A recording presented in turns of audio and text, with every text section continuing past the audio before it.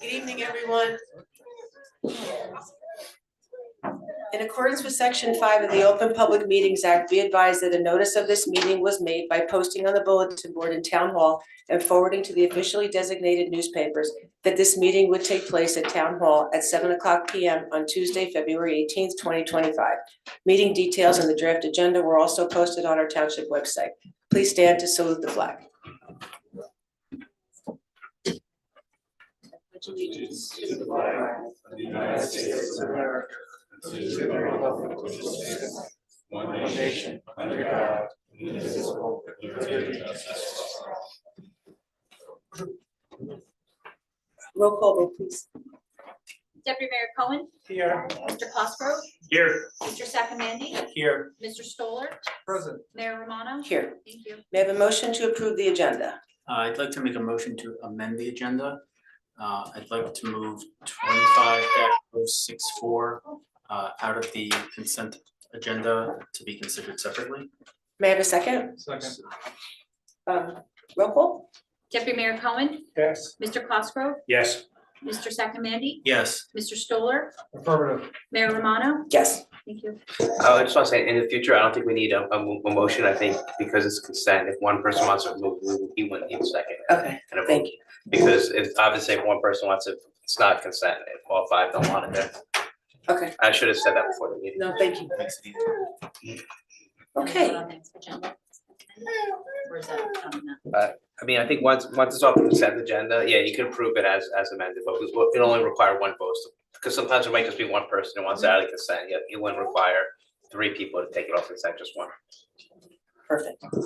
Okay, so now we have a special proclamation for a special birthday. Committeeman Stoller, would you like to present Sure. to our longtime resident Bernard Zen celebrating his 100th birthday? Yo. Happy birthday.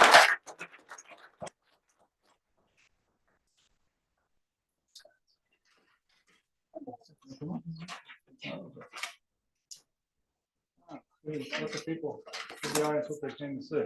There we go. There we go. I thought since I voted. See the family. Okay, fantastic. Thank you for coming down. It's so humbling to meet you in person, and actually after all the discussions we've had. Okay, whereas Bernard Zen joyously celebrated his 100th birthday on January 5th, 2025. And whereas Bernie has resided in Millburn Township since 1962, and over the decades, he and his late wife, Beatrice, raised 3 children in Millburn, all who went through our school system and graduated from Millburn High School, and 3 grandchildren who went through our school system as well and graduated from Millburn High School. And whereas Bernie faithfully served his country overseas in Europe in World War II, being honorably discharged after being injured there, and answered our nation's call during a time of great need, and served selflessly to protect our freedoms and uphold the values we hold dear, and appreciate his courage and sacrifice. Greatest generation. And whereas Bernie is the proud father of Jeffrey and Ann, Robert and Amy, and Roger and Mindy, grandfather of David, Jake, Jessica, Rachel, Scott, Nicole, Jacqueline, and Melanie, and at last count, 9 great-grandchildren. No, that's awesome. Bernie is young at heart and is being honored this day for the exemplary way he has lived his life, maintained a very positive outlook and constructive attitude, cared for and loved his family and friends, and strived to improve our community. Now, therefore, be it resolved by the Township Committee of the Township of Millburn in the County of Essex, State of New Jersey, our congratulations and best wishes to Bernie on his 100th birthday.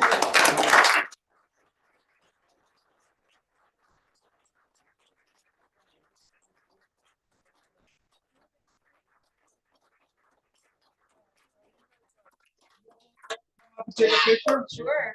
Should we sing first? Yes. Let's sing.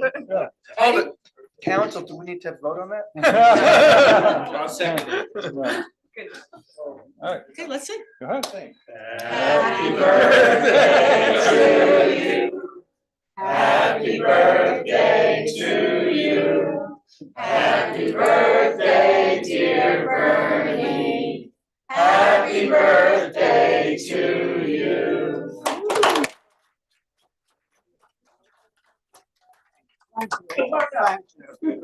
Take one. Congratulations.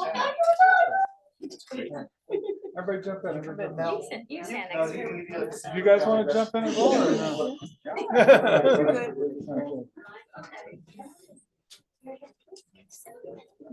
Thanks, man. All right, everybody want to this way? Got everyone? I got everyone. Take a couple. Say happy birthday, Vernon. Happy birthday. Thank you. I'll send you the picture. Thank you. You guys can hash that out. So we'll take a 3-minute break, so Mr. Zen's family doesn't have to stay for the rest of our meeting. Unless you want to. And we can depart.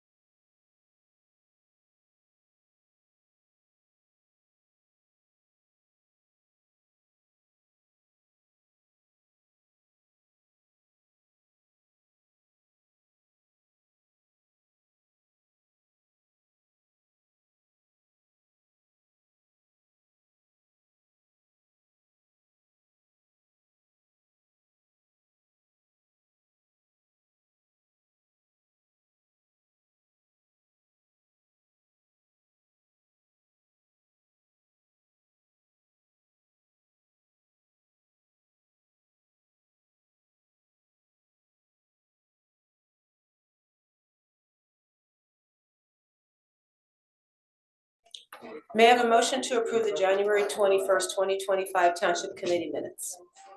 So moved. May I have a second? Second. All those in favor? Aye. Okay, reports. Committeeman Second, would you like to start? Sure. So the Citizens Affordable Housing Advisory Committee is going to be having a public meeting via Zoom on Thursday at 7:30 p.m.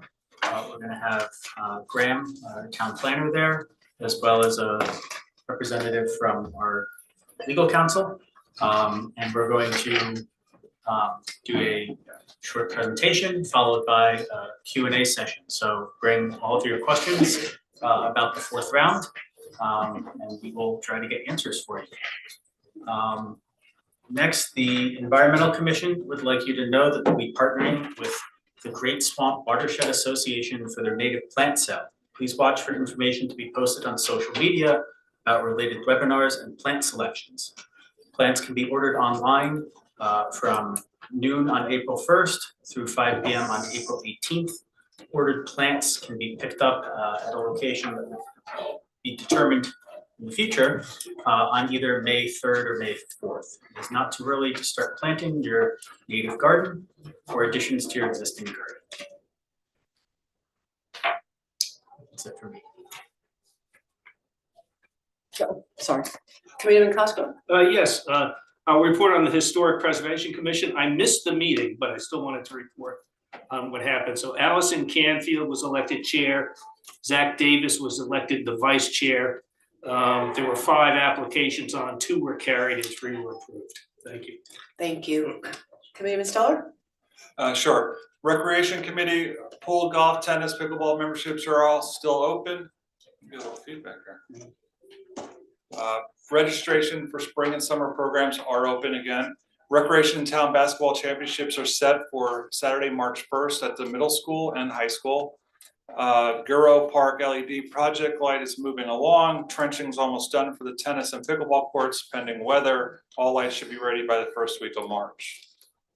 SID, Special Improvement District, Restaurant Week is back and will start on March 24th for your calendars. Small business program, social media influencer list, and autism-friendly businesses. Explore has developed a variety of resource documents for businesses on these important documents. You can catch them on the website.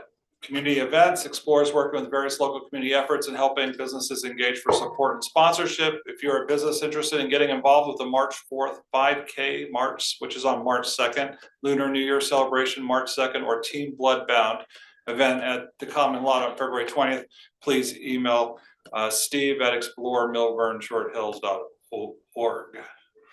BOE liaison, Cheryl Snyder announced her anticipated retirement from her position as business administrator for Milburn Schools at the end of this school year. Among her notable accomplishments, and I've known her with all my kids in school for a long time, she's helped to move voting for public elections out of the school buildings. She helped repurchase and renovate and reopen the Washington School and establish the capital and maintenance plan. We wish Ms. Schneider the best in her retirement. No updates at this point on the joint fields or the flood mitigation. I'll defer to council for affordable housing. Thank you. Thank you, Deputy Mayor. Yeah, the planning board continued the application from the Kai Center.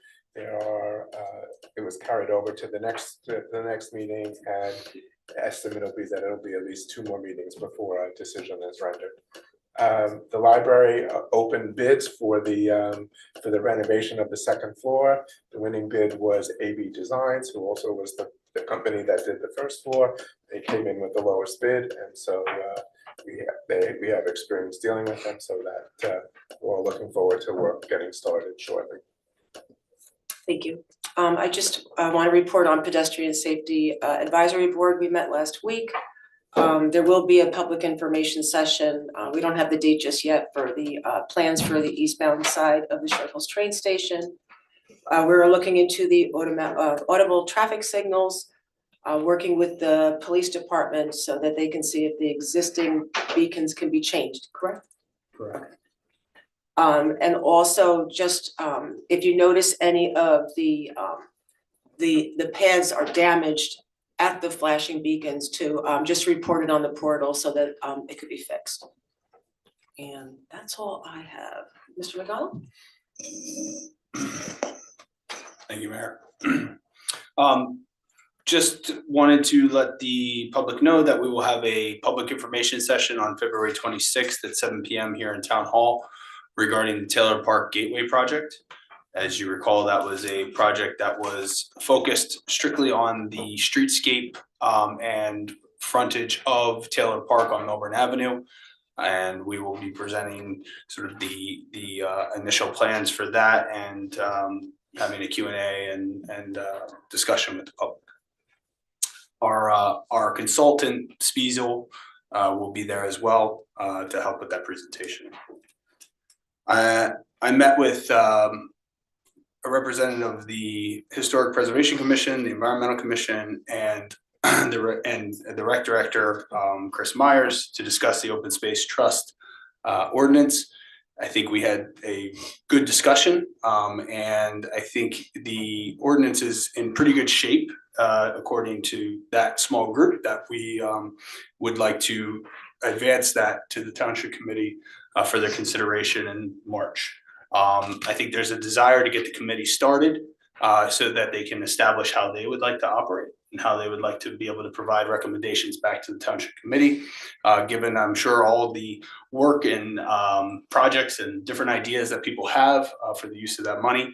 So we are, and knowing that that money doesn't come forward until the last quarter of the year, when the final tax bills are issued. It's important to sort of get that group started and working on how they want to operate. And so just wanted to give the committee that update, as well as the public. At the last meeting, I was asked by a resident to put the totals together for legal expenses. Just wanted to report, and this will be posted to the Township website tomorrow as a revised presentation.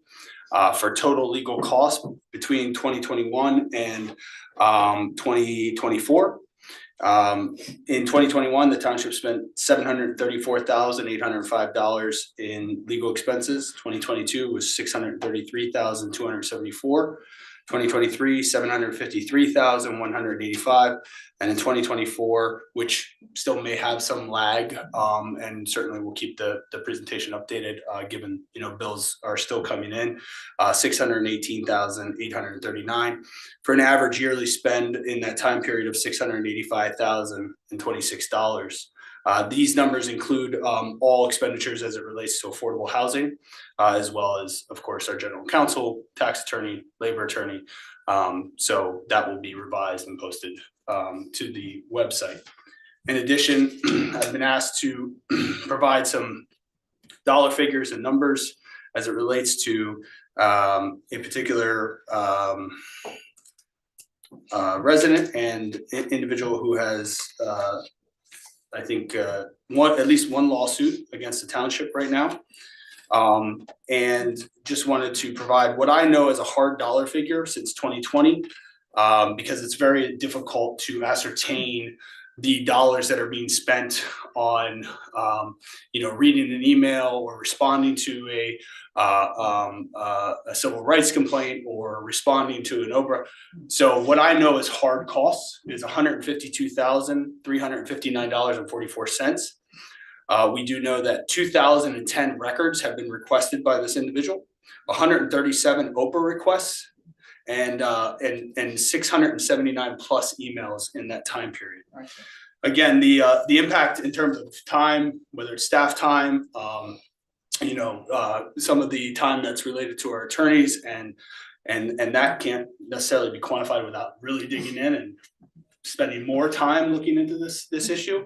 But that is sort of a general idea of what we've been dealing with since 2020 with regard to that. So just wanted to provide that report.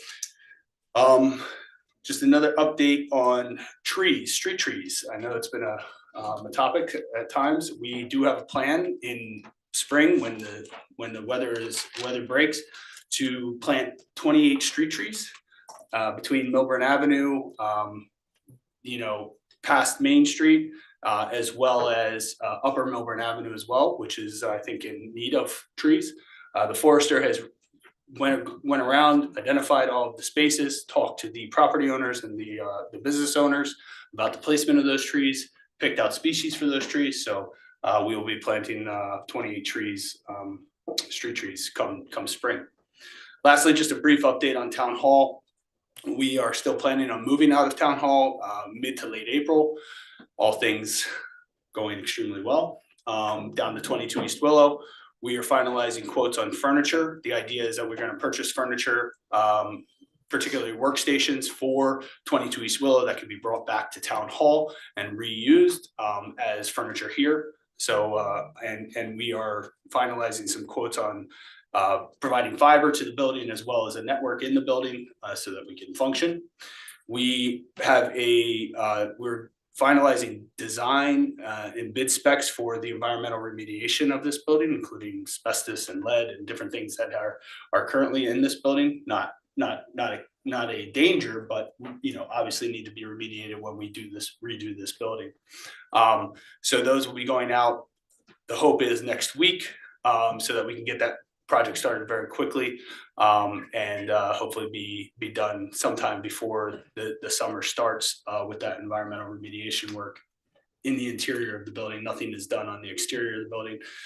That environmental remediation also includes the fire alarm building, which is behind Town Hall, which will be demolished in the process to add an addition.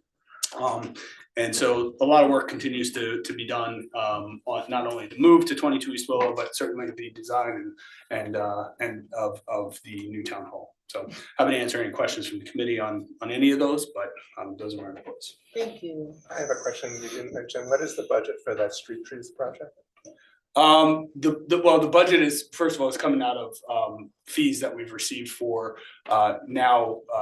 The Anua, the people that Correct. demolish a tree and then Correct. Yes, can't put we've more established a on the fund for those people who pay instead of planting new trees, as well as there's a registration now for tree contractors. So those are also being used for that. So that is the budget that's being utilized for that. And I think the forester is well on her way to completing the tree inventory that the township committee approved last year. So we're hopeful to get that up and out to the public in due course so that people can see what kind of trees we have around town and where public trees or township owned trees are. Again, we're Tree City USA for I think the past 43 or 44 years. And we manage about an 8,000 tree urban forest, so. Mr. King. Thank you, Mayor. I just have a brief update, just because everybody's following the fair share housing litigation fairly closely. RPM filed a 5-day order last week, essentially seeking that the court deem the pilot agreement to be accepted by the township and implemented. Our co-counsel, my co-counsel on that matter, McManaman, Scotland Bauman, filed opposition to that 5-day order. The court has scheduled a case management conference for February 27th. We have a new judge. Our judge from the last round has moved on to the Chancery Division. So Judge Russo is now handling what's ever left of the 3rd round. So we will be having a case management conference before Judge Russo on February 27th. And one of the things he wants to discuss is that pilot agreement and the 5-day order submitted by RPM. Unless there's any questions, I have no further update. Thank you. Is Mr. Camacho on? Yes. Okay, our county liaison is online. He does not have any reports, but he will be on for the meeting in case there's anything, public comment or a question. He'll be on to listen. Okay, thank you. So public comment. When invited to speak to offer your comments, please come to the lectern and clearly state your name and whether you are a Millburn resident and or property or business owner. Please do not provide your full address, seeing our meetings are recorded and readily available to the public. For the convenience of our community, there is a remote option. If you called in and would like to comment, please press *6 now. If you are attending by computer or electronic device, please click the raise hand button and be sure your video is on when you comment. All members of the public wishing to speak will be put into the queue to address the committee. To help facilitate an orderly meeting and to permit all to be heard, speakers shall limit their comments to 1 3-minute session.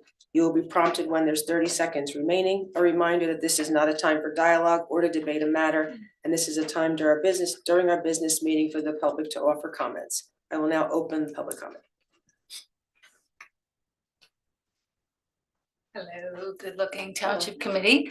I wasn't planning to speak tonight, but my ears perked up when I heard about the move to 22 East Willow Street because, as many of you know, I volunteer for the warehouse and we're always in need of furniture. So I hope if there's any furniture that is going to be left behind here that you'll reach out to either Kim Sleeman or myself. We can use small tables, chairs. I can give you a whole list of what we need, and we would love to pick it up and use it for families in need. So thank you. Thanks. Good evening. My name is Renee Paparian. I'm a resident. I'm also the chair of the Environmental Commission. And my reason for coming up here tonight is really to make you aware, although I know our liaison to the Township Committee does a really good job of making you all aware, and residents who are listening, of what the Environmental Commission is working on.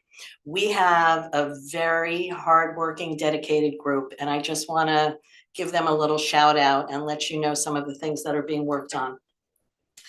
Alex McConnell is now going to be working on the Mandatory Housing Element Commission.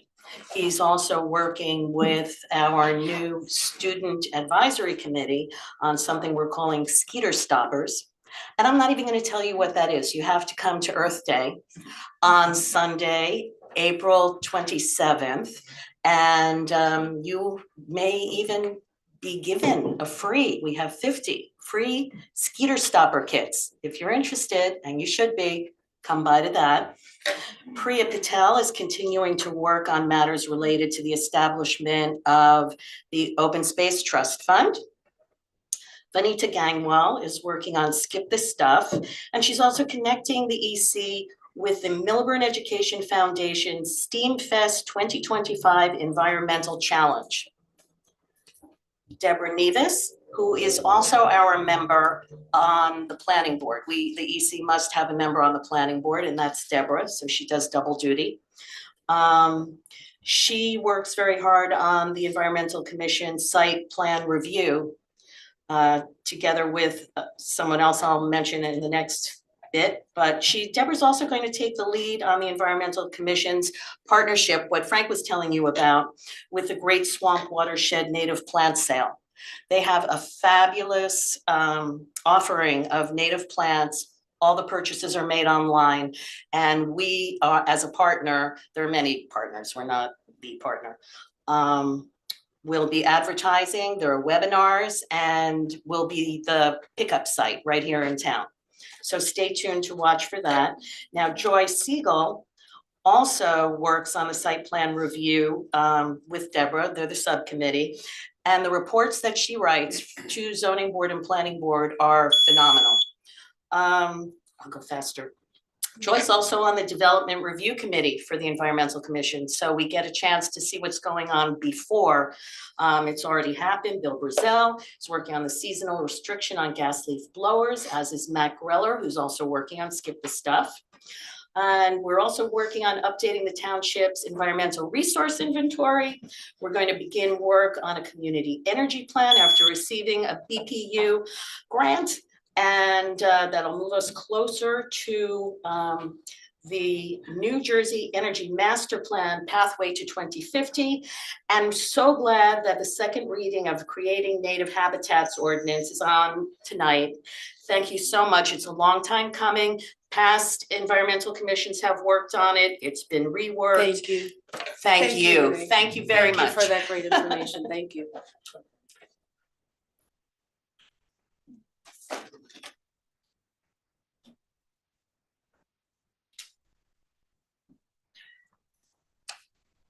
Good evening, my name is Jeffrey Field, I live in the poet section.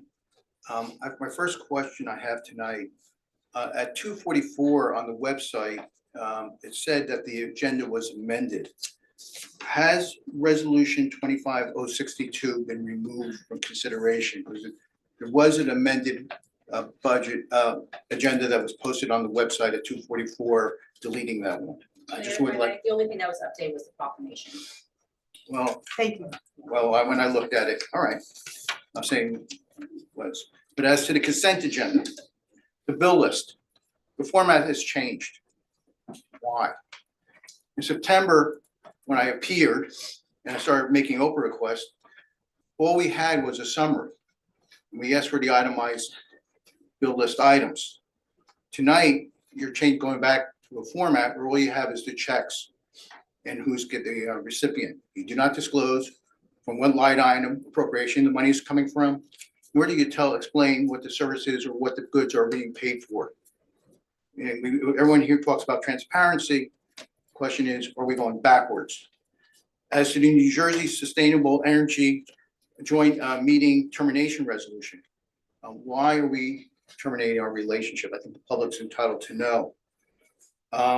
As to the bill list, there's always a question about the professionals. We heard the reports about how much money we've been spending.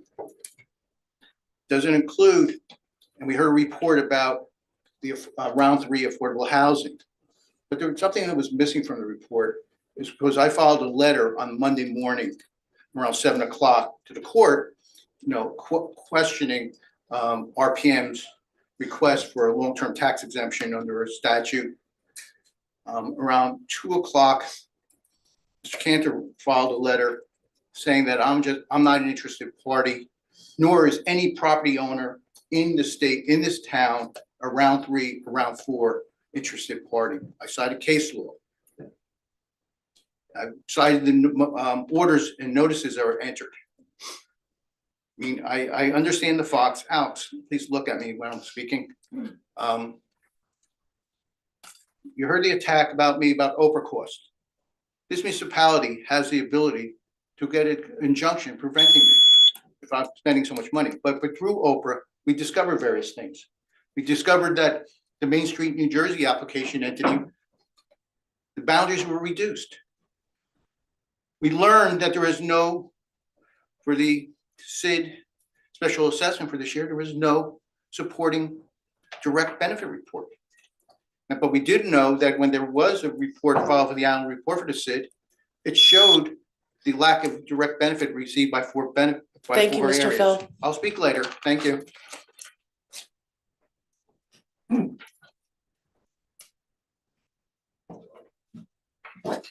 Charles Bambara, 28-year resident of Melbourne Short Hills. Two items. First of all, I want to say for the record, Jeffrey Feld is a friend of mine. I think he performs an important function as an advocate for this township. He invests a tremendous amount of his personal time attending just about every township meeting I could think of, including Board of Ed and everything else. And it troubles me that whenever he files a motion, he is immediately rebutted by Attorney Cantor, and I would like to know on whose account Attorney Cantor is working to do that. Okay. And then secondly, regarding the ordinance 2697-24, there was a 2697-25 also posted as a draft. It seems to me that they're labeled exactly the same thing. So it's a little confusing. On the one that was posted, ordinance 2697-25, the statement of purpose, the opening paragraph. I know that Renee has stated multiple times that the intent is township only for this ordinance, and there would be no pressure for residents to comply. And yet in the opening statement, I think there's one word that needs to be changed to be correct in that intention. And this is after the statement of the intent for township property. It says, and to help promote a similar commitment by township residents. Similar could mean that they're also being forced to. I think you got to change the word similar to voluntary. And then it reads correctly, and it reads in keeping with what Renee's been telling us all this time. So I think one word change from similar to voluntary. The last sentence in the first paragraph, if you see where I'm talking about, I think that's a very important amendment to make before you vote on it. Thank you. Thank you.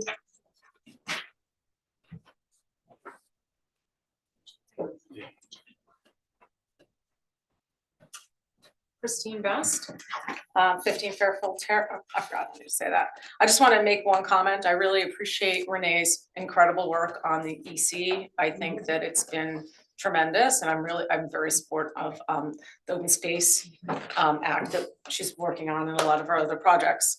I do want to talk tonight about ordinance number 2697-25.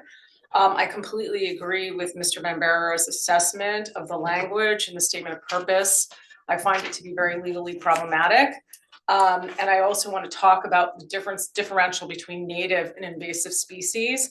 So I'm going to probably talk through all three of my comment periods, so because I have a long statement. So I'm going to start out here. Do you know that poison ivy is a native plant? Do you know that it's invasive? But birds eat its berries and it acts as a pollinator. Will we be encouraging poison ivy hedges now in our ecosystem? The native plant ordinance should be greatly changed, and there should be way more scientific consideration other than one-sided science before implementing something so extreme.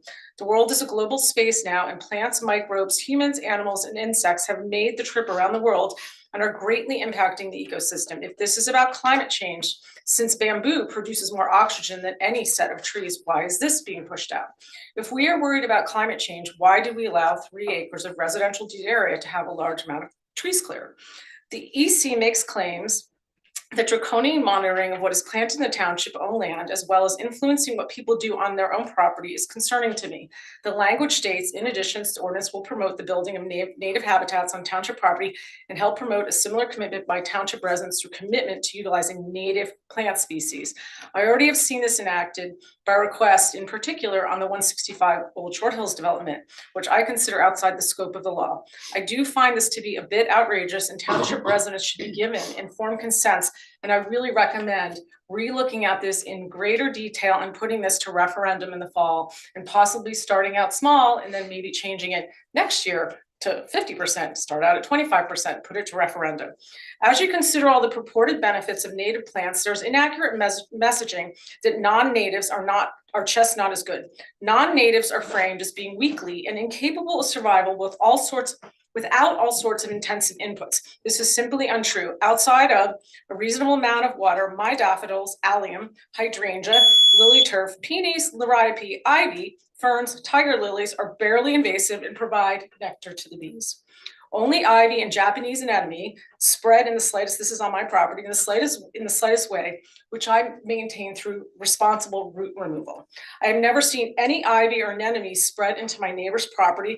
My pentstenum, which is one of the few native plants, does spread somewhat actually. I would also like to say the survival rate of my oak leaf native hydrangea is dismal compared to the other non-native hydrangea species of my property. Thank you, Ms. Romano.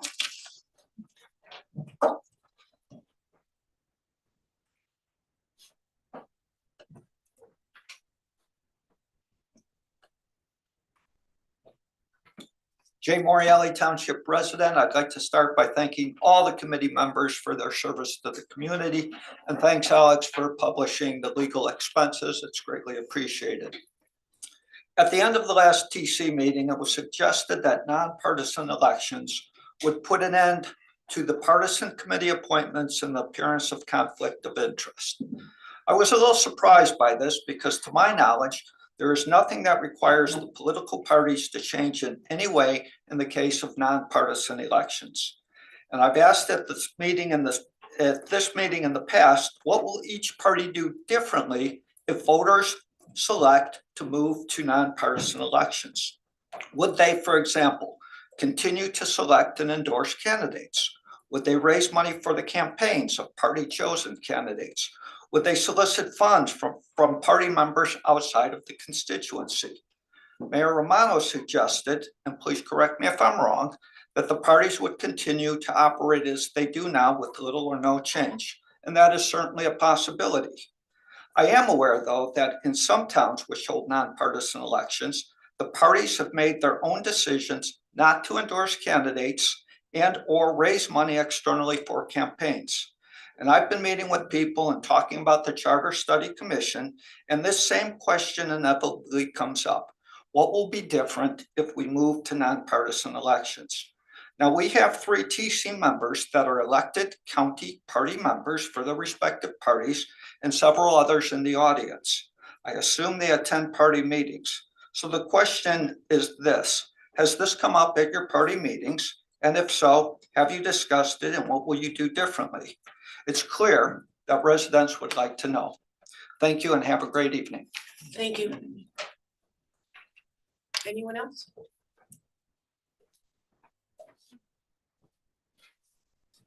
Evening, Jerry Kung, Short Hills resident. The decision to pursue a charter commission study was driven by widespread concern over how outside political influence and single party rule have damaged trust in our local government. Many residents want a nonpartisan election process to ensure that our local governance is free from outside political interference.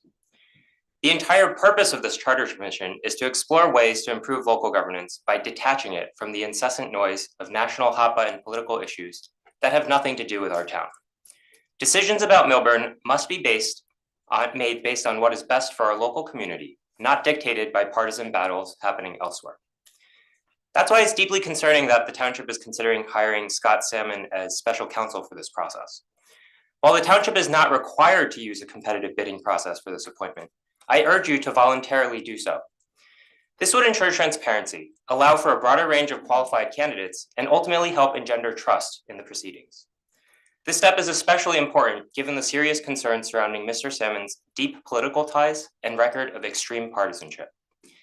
Mr. Salmon has previously considered a bid for state assembly as a Democratic candidate and maintained communication with, in his own words, party leaders, elected officials, and activist groups.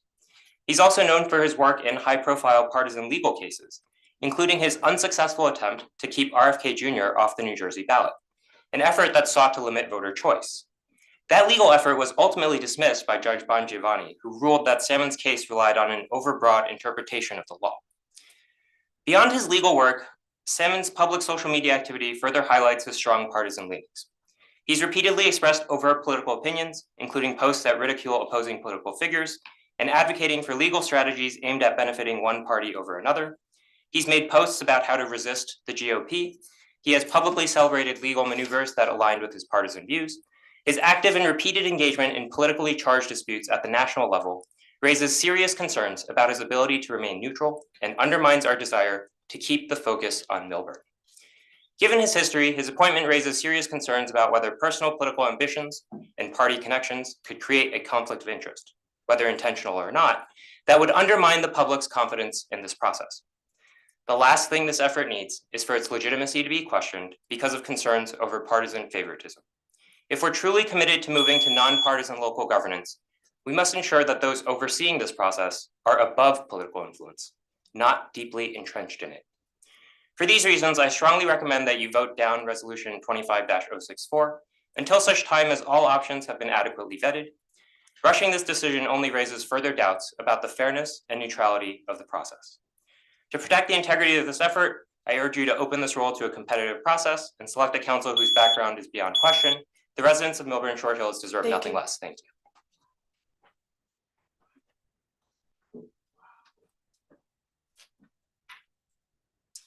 Diane Eglow, former township committee member, former mayor, former deputy mayor. I don't say that every time I come up here, but something was said at the last meeting and something was put on that Milburn politics site. Alex, you can attest to this. I was recused from everything and any discussion having to do with the Chai Center for all the years. I was on the planning board for 3 or 4 years. I never was part of the discussion. I was never part of the settlement agreement. I had nothing to do with that. So I just want to put that on the public record. Okay, I'm thrilled about the street trees. I think that's going to be really nice for town. I also, coming up at night, I just noticed this lights along Town Hall Plaza. It's really nice. I'm wondering if maybe that could be considered to go all along Milburn Avenue, add some light to the town. I mean, it really would be nice when you get drive through Summit. I'm not going to compare ourselves to Summit, different town. And I'm wondering if in the plans, the final plans for Town Hall, will that become a permanently closed park area? I don't know if that's been discussed. I think that's it, but just want to make it very clear. I have nothing in stake for or against the Chai Center application. Thank you.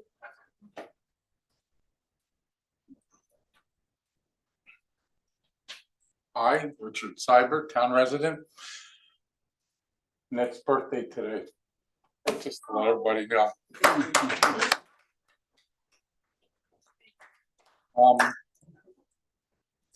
You know, like I've said many times, there's a lot of smart people in this town. Sometimes they say things that everybody doesn't like to hear. And that's always good because it actually opens doors and people think about things. So right now, Dr. Kung, I had no idea that there was even going to be a lawyer representing the committee going forward with the possible bipartisan. But it definitely can't be bipartisan if everything that Dr. Kung just said, you'd be out of your mind to think that it would be, because I know how it works. Once you put that hat on your head, you can't take it off, whether you're on one part of the fence or the other. That hat stays on permanently. And whatever you think, whatever you do, wherever you walk, it's always there. So that would be a distraction to the committee, I think. As far as trees go, why don't you put some apple trees? Can you put fruit trees? On the street. Yeah, you're not allowed to? It's a bad idea. It's a bad idea. I think it would be good. The kids would walk by, see some apples on the trees. I think it's a good idea, to tell you the truth. I have some apple trees. They don't make any mess. It's good. Anyway, I think that's all I have to say. Let's all stick together and do good for the town. That's all I have to, that's it. As long as everybody's working in the same direction to do only good for the town and not be influenced by outside people. That's what I'm for. Thank All you. right, thank you. I know where this narrative's going, and I just want to say that this, from what I understand, I don't know who Mr. Salmon is, and the intention was to bring him on to answer questions about the process for the charter study, correct? Yeah. Right, I'll speak. you'll speak to it, okay, because I just want to put that out there, but I'm sorry. Anyone next? Jean Pasternak, resident. I'd like to have an update from Alex on the long-range planning effort that you committed to undertake in lieu of a Citizens Budget Advisory Committee. Failing to plan is planning to fail. Would Mr. McDonald also clarify Mr. Grillo's statement read at a recent SID meeting where he said he was directed by you to send an email on November 2nd, 2023 to Millburn businesses requesting them to remove signage that did not adhere to the town's sign ordinance, failing to mention that political signage is protected by the First Amendment. He was called out on this by Nancy Stone, a business owner, as it fell just days before the election and just after signs for Ben and Frank began to appear in store windows after they received support from these businesses. They subsequently removed their signs. I submitted an Oprah to try and figure out what was going on with him saying that Mr. McDonald told him to do that. So I hope you'll clarify that tonight. Also, I noticed a FB post by Romano and Cohen's campaign page. It was liked by Stephen Grillo. So I just wondered, we talked about impartiality and impropriety on the SID. So what I'm wondering is Mr. Grillo an active supporter of one party over another in town? He's the executive director of the SID. He's an active and vocal Democratic Party operative in the state. He's a former Sayreville Democratic councilman for a couple of years, a 2020 delegate to the National Democratic Party convention, a vocal supporter of Bernie Sanders. He worked on his campaign, a current vice chairman of the Sayreville Economic Redevelopment Agency, where he advocated for a $200 million project involving a pilot, where one of the residents asked in opposition, ask yourself who needs the money more, a multi-billion-dollar corporation or the children and taxpayers of Sayreville. Sounds a lot like what we argue about our dump. Finally, Mr. McDonald has not responded to Mr. Fell's assertion that the supposed independent investigation into a criminal complaint filed by former Mayor Miggins against me was not thorough or complete and missed the entire point of the request for the investigation.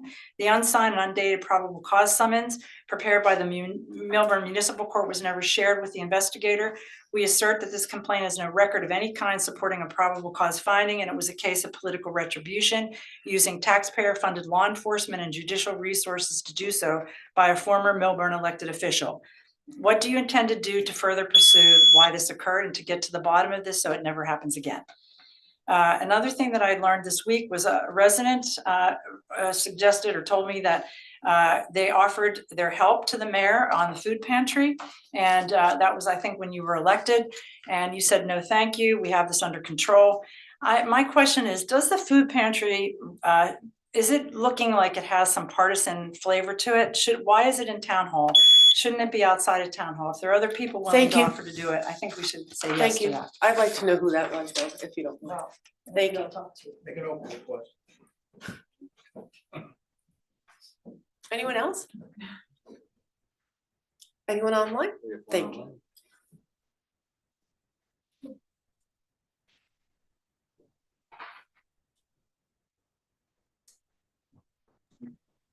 Hi, Perry Urso.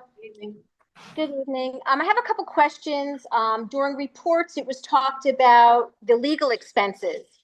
So I'm just wondering, can the present TC and Attorney Cantor explain to the public why they choose to not to mediate but continue to litigate? So that might explain some of the expenses that were discussed earlier. This is going on about 4.5 years now. Also, can you please advise, it was also stated in reports, that as a property owner and business owner, we were never to date notified or contacted by the forester regarding trees on Upper Millburn Avenue. I would certainly welcome a conversation, considering that I am both up on Upper Millburn Avenue and I am an interested party, so I'm kind of curious to like to have some input on that. Also to ensure some transparency, today the president signed an executive order implementing all government expenditures to be put online daily, making all expenses available to the public, and would eliminate the need to Oprah. Will Milburn follow this executive order? Because I know that there was comments about Oprah's earlier. You talked about that you're in the process of your move to Willow Street. So just for accountability, I mean, I understand that you are going to buy new furniture and to bring it there, and then you're going to bring it back. Doesn't it make sense to use the old at a building that you're going to, I mean, I don't know, I'm sorry, I'm just, being a little practical that you're going to go buy new furniture. Why don't you take the furniture that your township employees are using it now, and then certainly sell and give away whatever you don't use. And then when you're all finished, you have brand new stuff that are going into the town hall. I'm sorry, just a suggestion. I'm looking forward to your old business and new business. You're talking about appearance of impropriety for certain chair members, and also I guess you're going to discuss something about new structuring or something about the SID. But I have to say, it's quite disappointing that we have. I'm honestly deeply offended that I'm always discredited and silenced amongst others. But, there's other people. We have retained professionals that are within the SID that are contracted, and they are, to my knowledge, I believe that maybe perhaps that they are not attorneys and they're not licensed, but they are steering multiple township employees. And I'd like to also, if you can kindly explain the process for the SID tax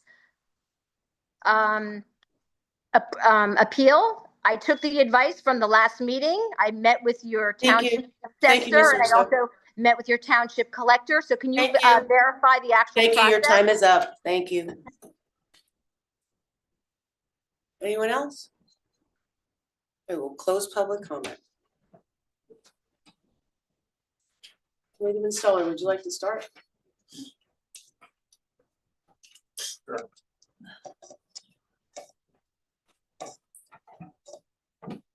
Renee, thank you so much for that overview of the projects that EC currently has under work. It sounds amazing.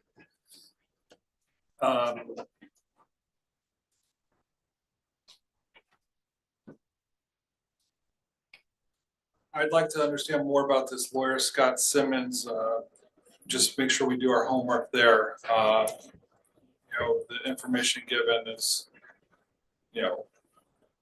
quite concerning for Mr. Khan. So, if you could even provide a copy of that statement to the Township Council, I think we would all appreciate it.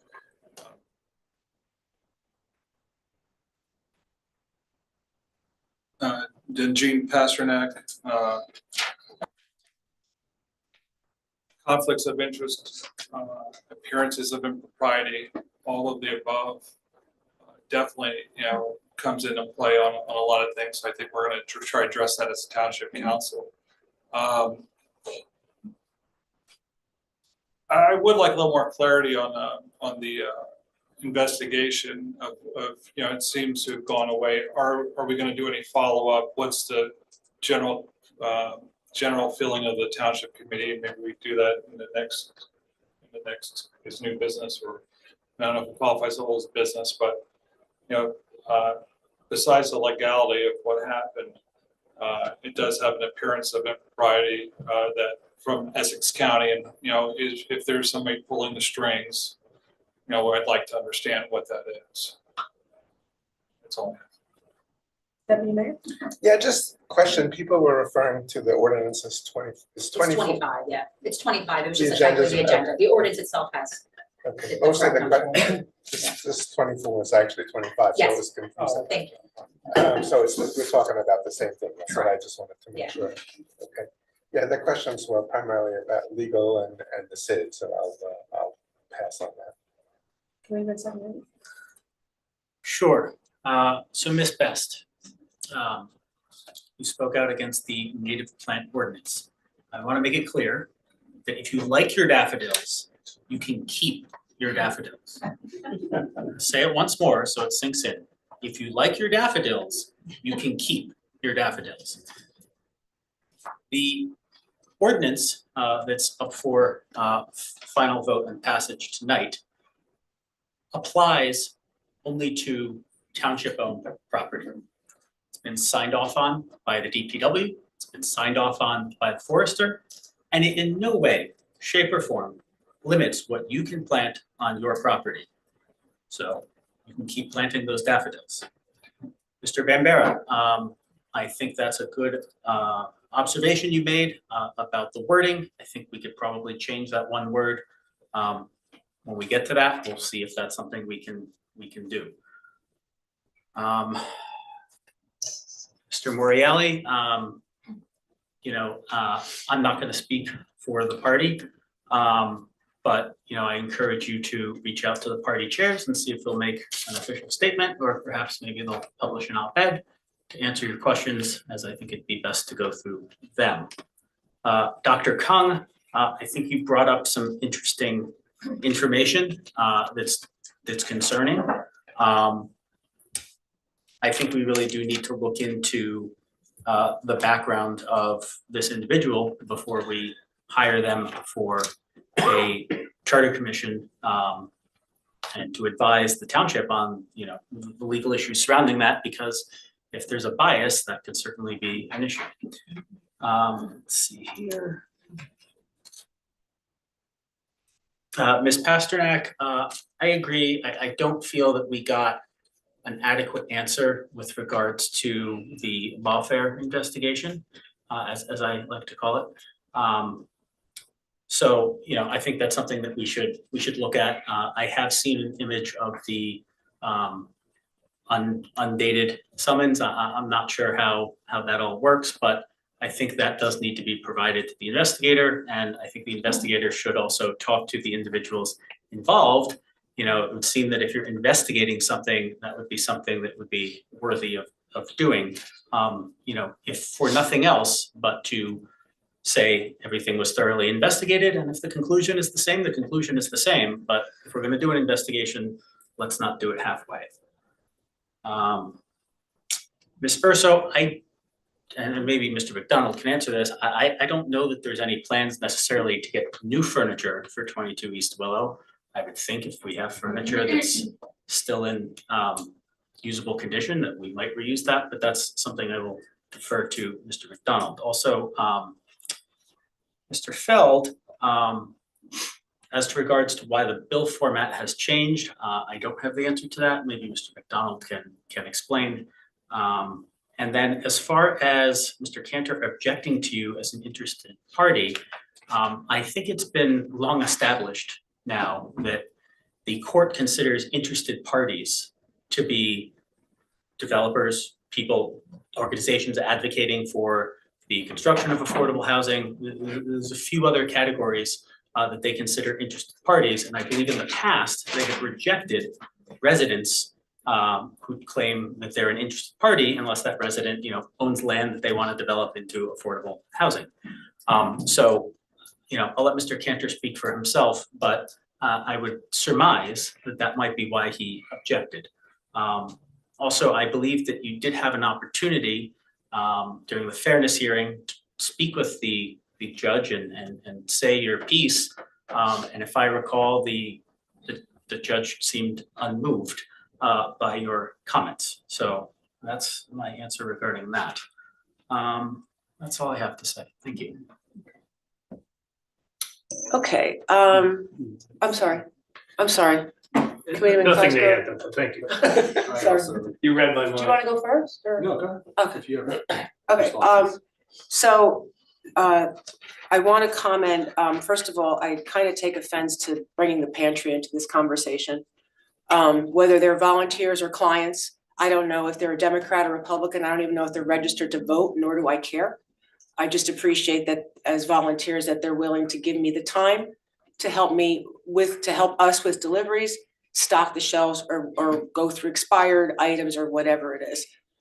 So whoever that person is, please have them reach out to me again, because that did not happen. Maybe in the beginning when we had I don't know, handful of clients, maybe that was the case and we had it under control, but the list of clients is building, so I welcome any help. Thank you. As far as the other conversations, it's gonna be a long campaign season, right? And if anyone wants to talk to me about my campaign or how I'm running or anything like that, you can reach out to me by my personal email, my phone number. I just don't want to waste everybody's time with it. So thank you. And I think that's all I wanted to comment on.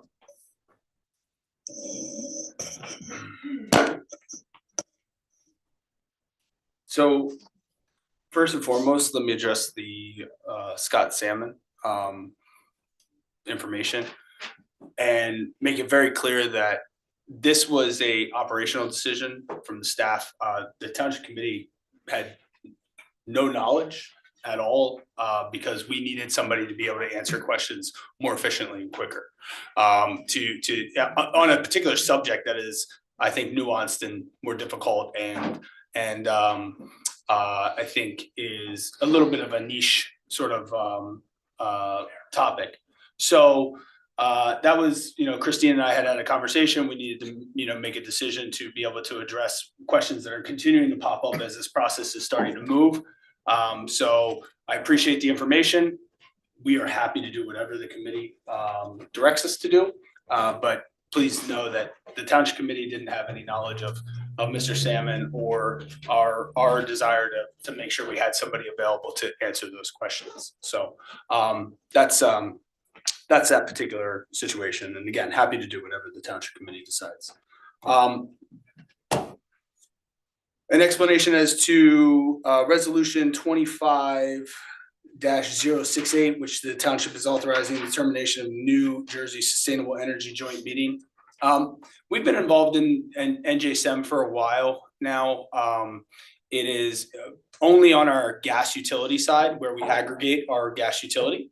And unfortunately, the billing issues with this particular group has become too proliferate for us to ignore any further. So we've been having a lot of issues in terms of how the suppliers are billing us, billing us 5 cents. We have to, do a whole purchase order and, so we've made a decision we're asking for a decision to be made that we remove ourselves from the SEM. We will then move our gas utility aggregation over to Mantis, who currently does our electric aggregation. It's a lot more personalized. We have a lot more control and we have a lot more ability to communicate our needs and those things that are impacting us from a billing perspective. So that is the reason behind that.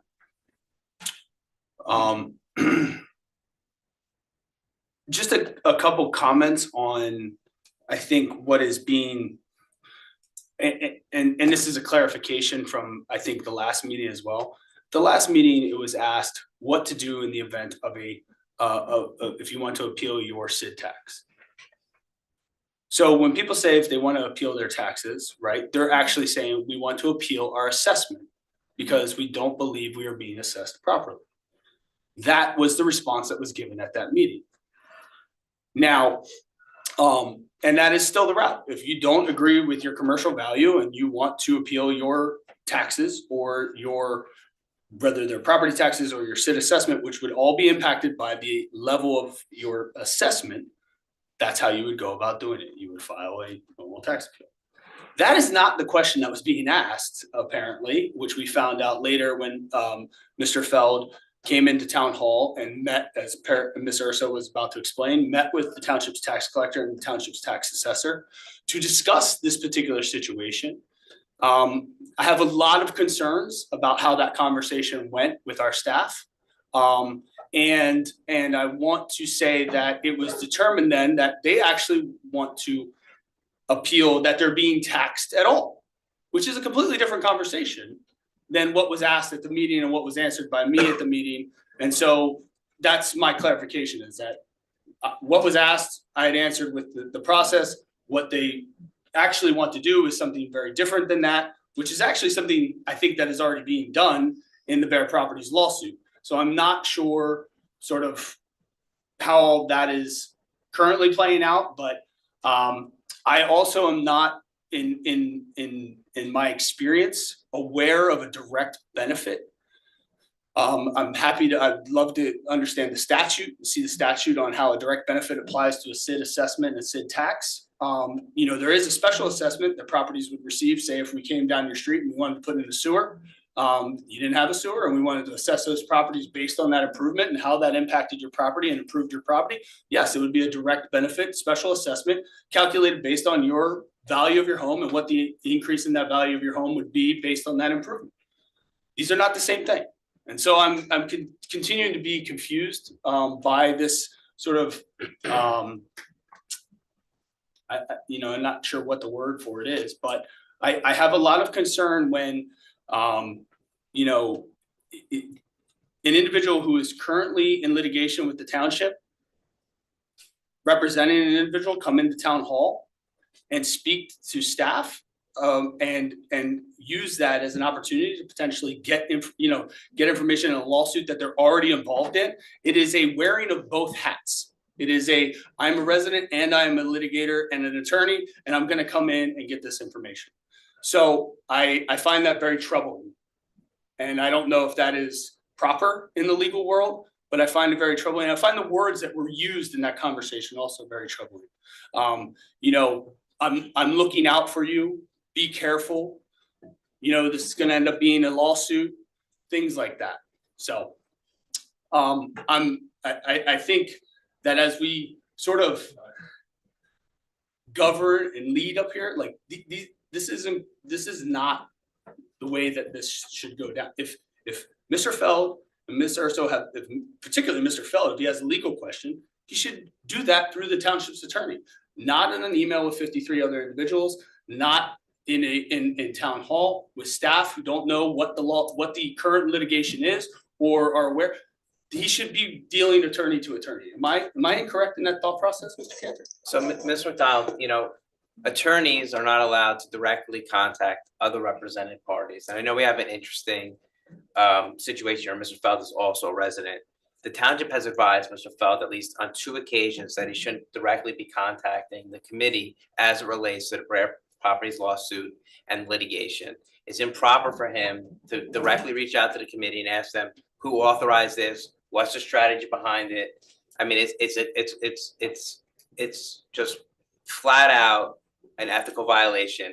I mean, the latest case on point says you can't even Facebook friend somebody as an attorney who's a party to a litigation if you're an attorney. So coming in here and questioning employees to gain information for your case is improper. They should be, because you're coming in as a lawyer, not as a resident. Now, if a resident wants to come in, they can come in. They should have the same rights to legal counsel when they're being questioned by you and understand that what they're saying can be used and probably will be used against them in the lawsuit. So yes, Mr. McDonald, it is unethical, and letters have already been written to Mr. Feld asking him to stop. Mr. Cantor, real quick, is there action we can take to prevent this continued behavior from happening? So we certainly can file a motion. Ethics. We certainly can file, so. Excuse me. So it's a 2-part question. So we could certainly seek an injunction with the court that Mr. Feld be barred from contacting this committee related to the Brer Properties litigation and employees. And the court would likely enter that given what we've done. But as far as ethical complaints, they're not allowed to be filed during the duration of a litigation. They can only be filed after because they want to prevent, you know, during the case, everybody thinks the other lawyer is. So I think they would, to stop an influx, the court rules are very strict. You can't file ethics complaints against other attorneys while the cases are pending. But certainly if this committee wanted to, we could look into some injunctive relief from the court. Because I know we get inundated by Mr. Feld's emails on Brer Properties, especially, which is a case in which he's an attorney. As to the other stuff, the fair share housing stuff, whatever else, he's acting as a resident and he has his rights here to speak.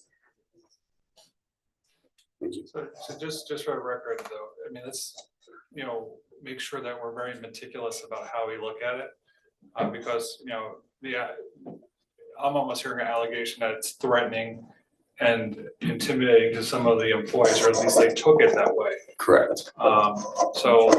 But from an ethics standpoint too, I just want to make sure we have all the information prior to any movement. Yeah, and I'm not suggesting any legal action. I'm just saying, but as it comes to harassment, residents can't harass employees either. And I think, 100%. Yeah.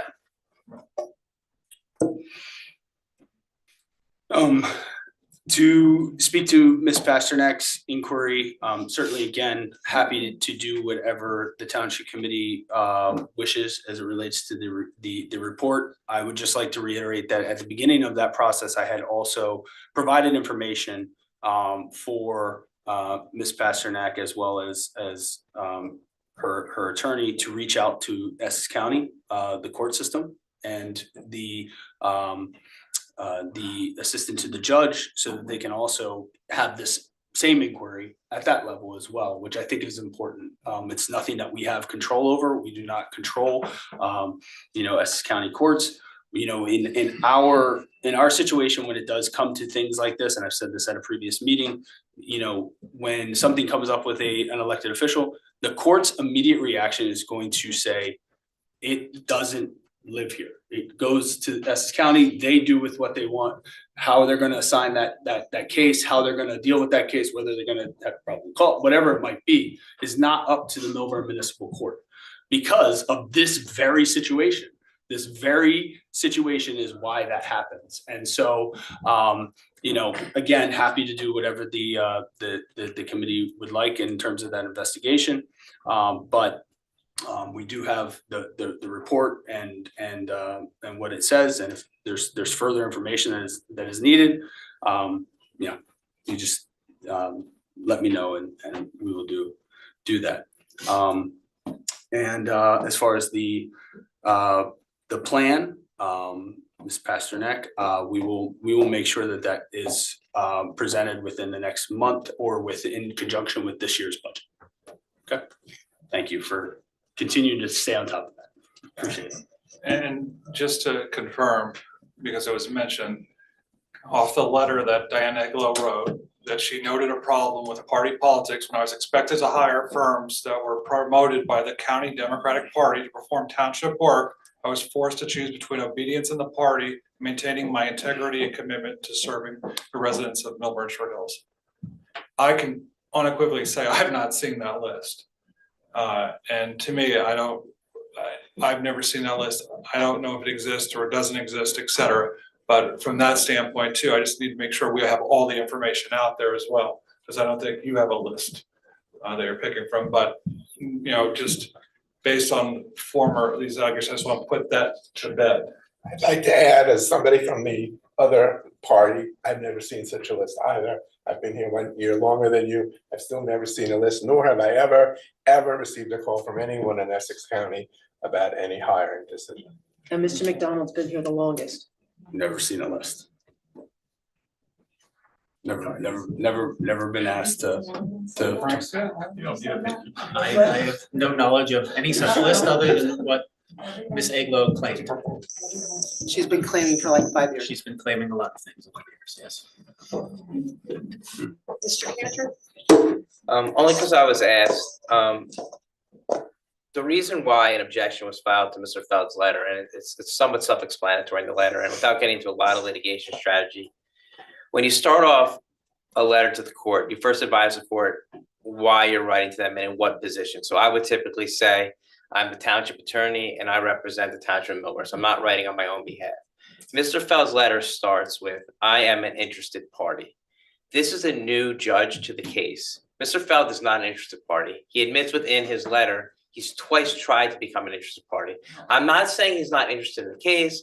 I'm not saying he's not knowledgeable, but he's legally not an interested party. A legally interested party has to be competent on all pleadings, has the right to stand up at the hearing, has the right to sit at council tables. He's twice tried to become an interested party, and he just doesn't have the legal qualifications to do so based on the current law. So I didn't want this court to think that Mr. Feld was what is essentially a party to the case, and that whatever he's writing, the court would need to consider. So I was putting the judge on notice of that. If you read Mr. Feld's letter, other than it's characterizing his own accomplishments, he's asking the court for a pause. And what he says is, with all due respect, and this is why he wants a pause, this short pause will allow all interested parties to consider your honor's prior non-urban renewal entity, NJHFA, long-term tax exemption / suit litigation history with the city of Orange Township, RPM, and myself. and whether the appearance of impropriety requires your recusal in the third round Mount Laurel declaratory judgment action. This would be consistent with your recently actioned Bear Properties prerogative writ. He then goes on in another paragraph to talk about the Bear Properties litigation and why he's right in that. We have to object. We have to object to this. It's my obligation, my fiduciary duty to represent this township. One, I mean, I don't want to say anything that's going to get me in trouble, but I don't think we were very happy with the prior judge. I think we're okay that we have a new judge.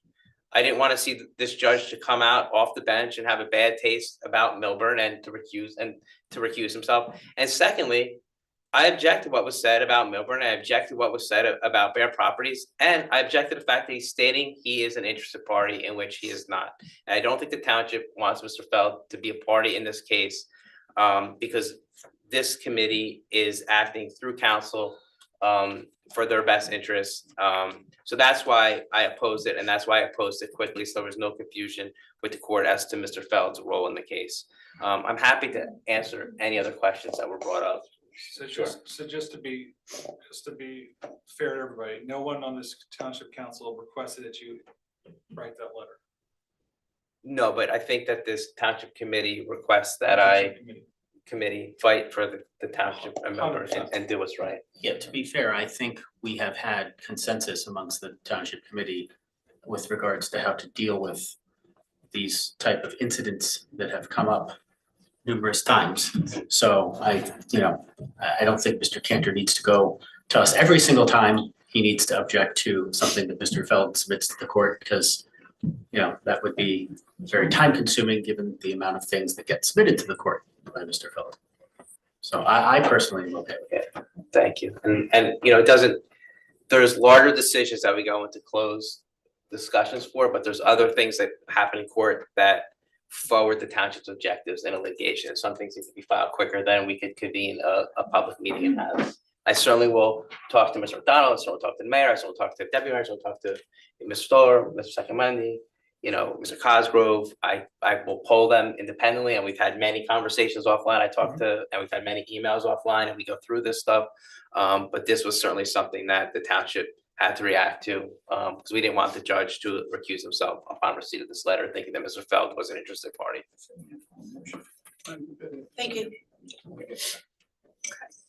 The township committee will now consider consent agenda items. Okay, are there any comments from the committee in regard to any item listed on the consent agenda? May I have a motion to approve resolution 25-061, 25-063, 25-065 through 25-069, which are listed on the consent agenda. So moved. May I have a second? Second. Roll call vote, please. Deputy Mayor Cohen? Yes. Mr. Cosgrove? Yes. Mr. Sacramenti? Yes. Mr. Stoller? Mayor Romano? Yes. Okay, are there any comments from the committee in regard to resolution 25-064? Yeah, I think in light of the information that came up tonight, we should pull this off the agenda. We should look into these claims to see if there's merit, and perhaps consider different counsel if it turns out that there's an appearance of bias for one party or another, given the nature of this this engagement and what it would be for. I just want to confirm, you said this was to help answer your questions around the process. You have not reached out to him as yet to do that, is that correct? Well, yeah, we've reached out for the proposal, and he also assisted the township in the recall, which is why we contacted him again. I have obviously no knowledge of any online presence or any political or anything, so, but if we just because don't, we used him prior. if we don't approve this, are we on the hook for any money to pay him for services he's already provided? We did send him a couple questions that are pending, but I think you can use up to 17.5, and we can certainly, if the committee does not want to utilize him anymore, we obviously wouldn't. But I think we should all confirm, and Dr. Kung's can be gracious enough to give us a copy of his report and do some homework on it. there's no reason to rush that through at all, especially at the gravity of the situation. Is there an impact to you, Christine, if this does stretch out a little longer than No, you so- expected? No, I don't see a big impact, so. Okay. As long as everybody can be patient with us that are. Yeah, that do have if anybody's questions. waiting for responses to questions, just be patient until we find somebody else. Okay, I'm fine with that.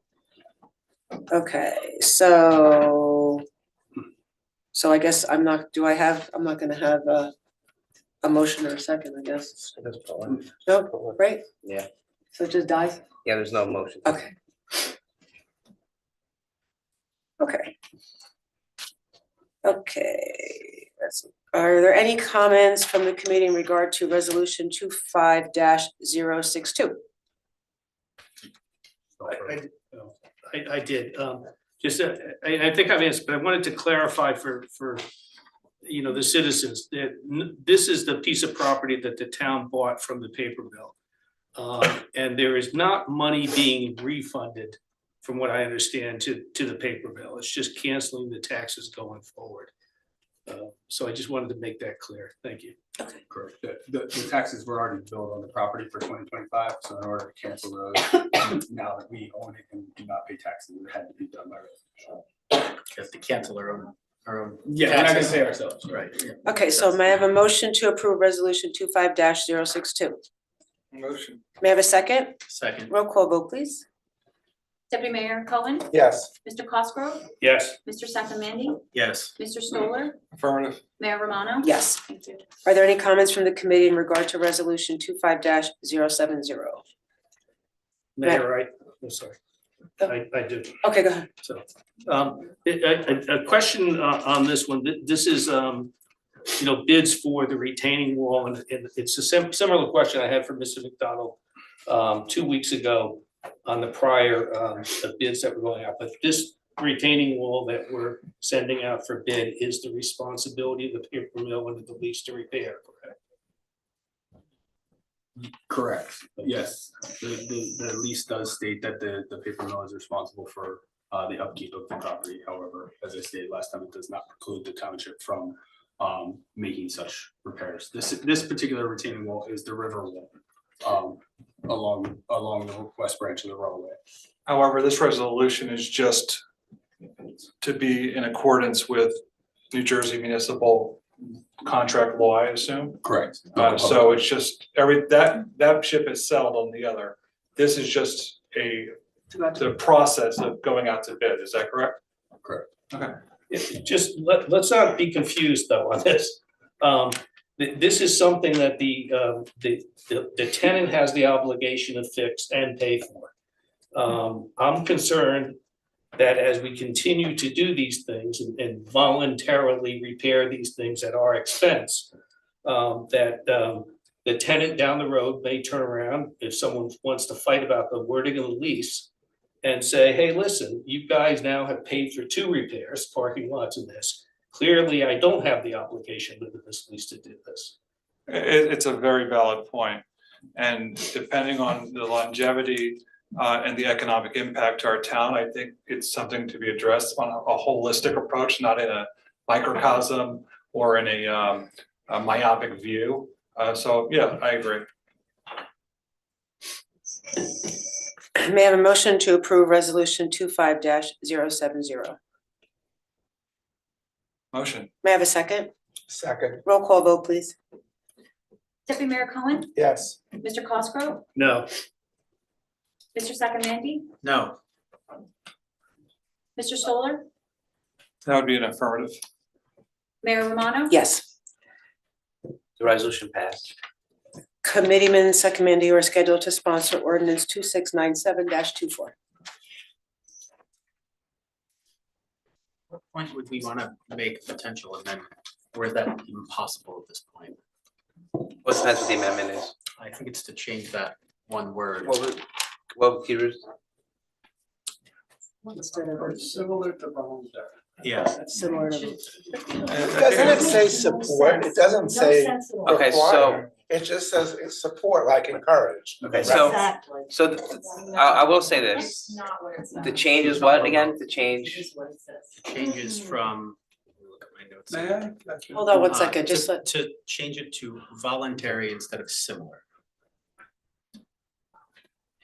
So I will say the statement of purpose has no substantial value to the ordinance. It's simply a narrative for the public who are reading it. So I would not deem that to be a substantial change. So if you wanted to make that change, you could still adopt tonight. So you can make a motion to amend, and I would say you would not need to reintroduce based on that, because it has no, it's not a substantial change to the ordinance. Great, so I'd like to make that motion then to amend ordinance and change that similar to voluntary. That's only in the statement of purpose. It's only in the statement of purpose. So you would need a second. I'll second it. Just that word change, it's not, and there's no, Again, the statement of purpose has no legal binding effect. It's simply a narrative. okay, do we need a? So I'm not saying that the word isn't important or not. What I'm saying is it's not a substantial change to the ordinance, which would require an introduction. So it may have a lot of meaning to the people who wrote the ordinance, but it doesn't have any legal meaning that would require a reintroduction. Okay. Semantics. You have a first and a second, Mayor. Roll call, please. Deputy Mayor Cohen, Yeah, I didn't see any need to be obstructionist, so I'll vote yes. Mr. Cosgrove, Yes. Mr. Sacramandi, Yes. Mr. Stoller, affirmative. Mayor Romano. Yes. I now present for consideration an ordinance entitled Ordinance Number 2697-25, an ordinance to amend and supplement the general code of the Township of Milburn, Chapter 18, and subsection 3 entitled, and add subsection 3 entitled Building Native Habitats and promote the use of native vegetation on municipal property. As many of you know, the purpose of this, I don't need to do that again, do I? All right, so you all know what it's for. Tonight is the time set for public hearing and final passage as advertised in accordance with law. I declare the hearing open.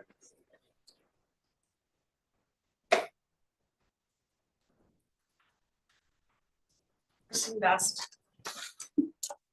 Just gonna leave some stuff, maybe, and if you might just pass this around, give me a second on my time, I'd really appreciate it, so I can give it to you. I'm just hoping, read these articles about how bees love lots of non-native plants. Yep, I know. I want you to also look at the Cornell Cooperative Extension from Monroe County. It talks about the nectar and the bees associated with non-native plants. There's misconstruction with the term non-native versus native, and really what this ordinance should be about is about invasive species, not non-native. There are there's a need right now. We have all these trees dying, okay? And actually both foresters spoke to that. So I was surprised that they signed off on this. And when I was talking about my property, I was giving examples. I'm very clear, but take an inch and take another mile later on. This is, I think, being set up to control later on, people's personal property. That's my personal opinion. So I want to talk about the deciduous bushes and plants and native trees. We're right now experiencing beech leaf disease, oak cancer, blight, scorch leaf, gypsy moth, and oak wilt, emerald ash borer. I have to take down 4 trees this year, okay? And I'm not going to be replacing them with a native species, sorry. Verticulum wilt on redbuds, hemlock woolly, I can't even pronounce this, adelgid, and thousand cankers disease on black walnut. Right now, this ordinance pushes our town into investing in and recommending trees that would die more easily. So let's say you give a couple mil to line the street with trees. These are trees, okay, that people see in front of their homes, okay? So they do matter. It's part of my visual space. It's part of your visual space. So we don't want them to die. So I don't think that it's bad to have a Japanese katsura tree anywhere in the town. It actually does really, really well in this environment. And I really think that we should be looking and listing down the plants that should be banned and the plants that cannot be banned. And I think doing a little bit more research, when you look at that Cornell EDU list, I mean, that's coming from a science basis. That's not me just making up, oh, this is my random opinion. So I feel very strongly about it. And one of the things, I'm gonna have to skip around, so because I wanted to talk about is, excuse me, tree forester are not plant experts, so this is about plants and forestation. So I do think that you need to bring another expert before making this decision. Probably the worst conflation promoted by misguided conservationists is a tendency to misuse the term invasive. It is incorrect to equate invasive species with non-native species. What is an invasive species and how does that differ from non-native? When used anecdotally, the term invasive might be used to describe any type of plant that exhibits excessive aggressive growth. So there are thousands of native and non-native plant species. I mean, there's stuff you can go through the reservation and you can see Japanese knotweed. That is a massively invasive species. It should be eradicated. Things like that should be. But daffodils, okay, which everybody joked about, daffodils are considered non-native. They provide no danger or detriment to the environment, and they are pollinators. So thank you so much. I hesitate, Renee Paparian, I hesitate to address Christine because I feel so very strongly, and I know she's going to come at me. I want you to know that I don't go on Please Facebook direct your anymore, comments, so you please can- direct your comments to the I'm mayor. sorry, I'm Thank you. sorry. She doesn't know what she's talking about. If you look at the ordinance, it addresses all of these things. If you look at the trees, what is a native tree? The definition has been changed so that the forester has the opportunity, given climate change, to use whatever tree she deems to be satisfactory to the conditions up and down the eastern seaboard. As far as native plants and supporting biodiversity, you will see that the name of this ordinance is Building Native Habitats. If you want to learn about building native habitats, read Douglas Tallamy's books.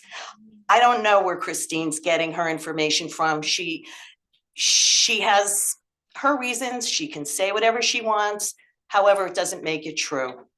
We have addressed the Shade Tree Advisory Committee's concerns, the Cora Harcher and Arboretum Executive Directors, Tom Doty, the supervisor of DPW. We've worked very nicely with the forester. Everyone agrees this is very good for the township. And yes, the idea is to act as a model for the residents. And yes, as far as promoting and supporting, that is what we're trying to do. We're trying to educate.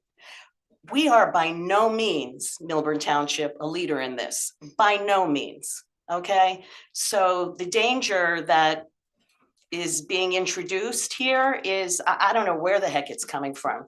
I know there are a lot of conspiracy theories going around. This seems to be sliding into that. I hope that you read what's in the ordinance. It explains itself very clearly. It addresses everything very clearly. Thank you very much for your consideration. Thank you.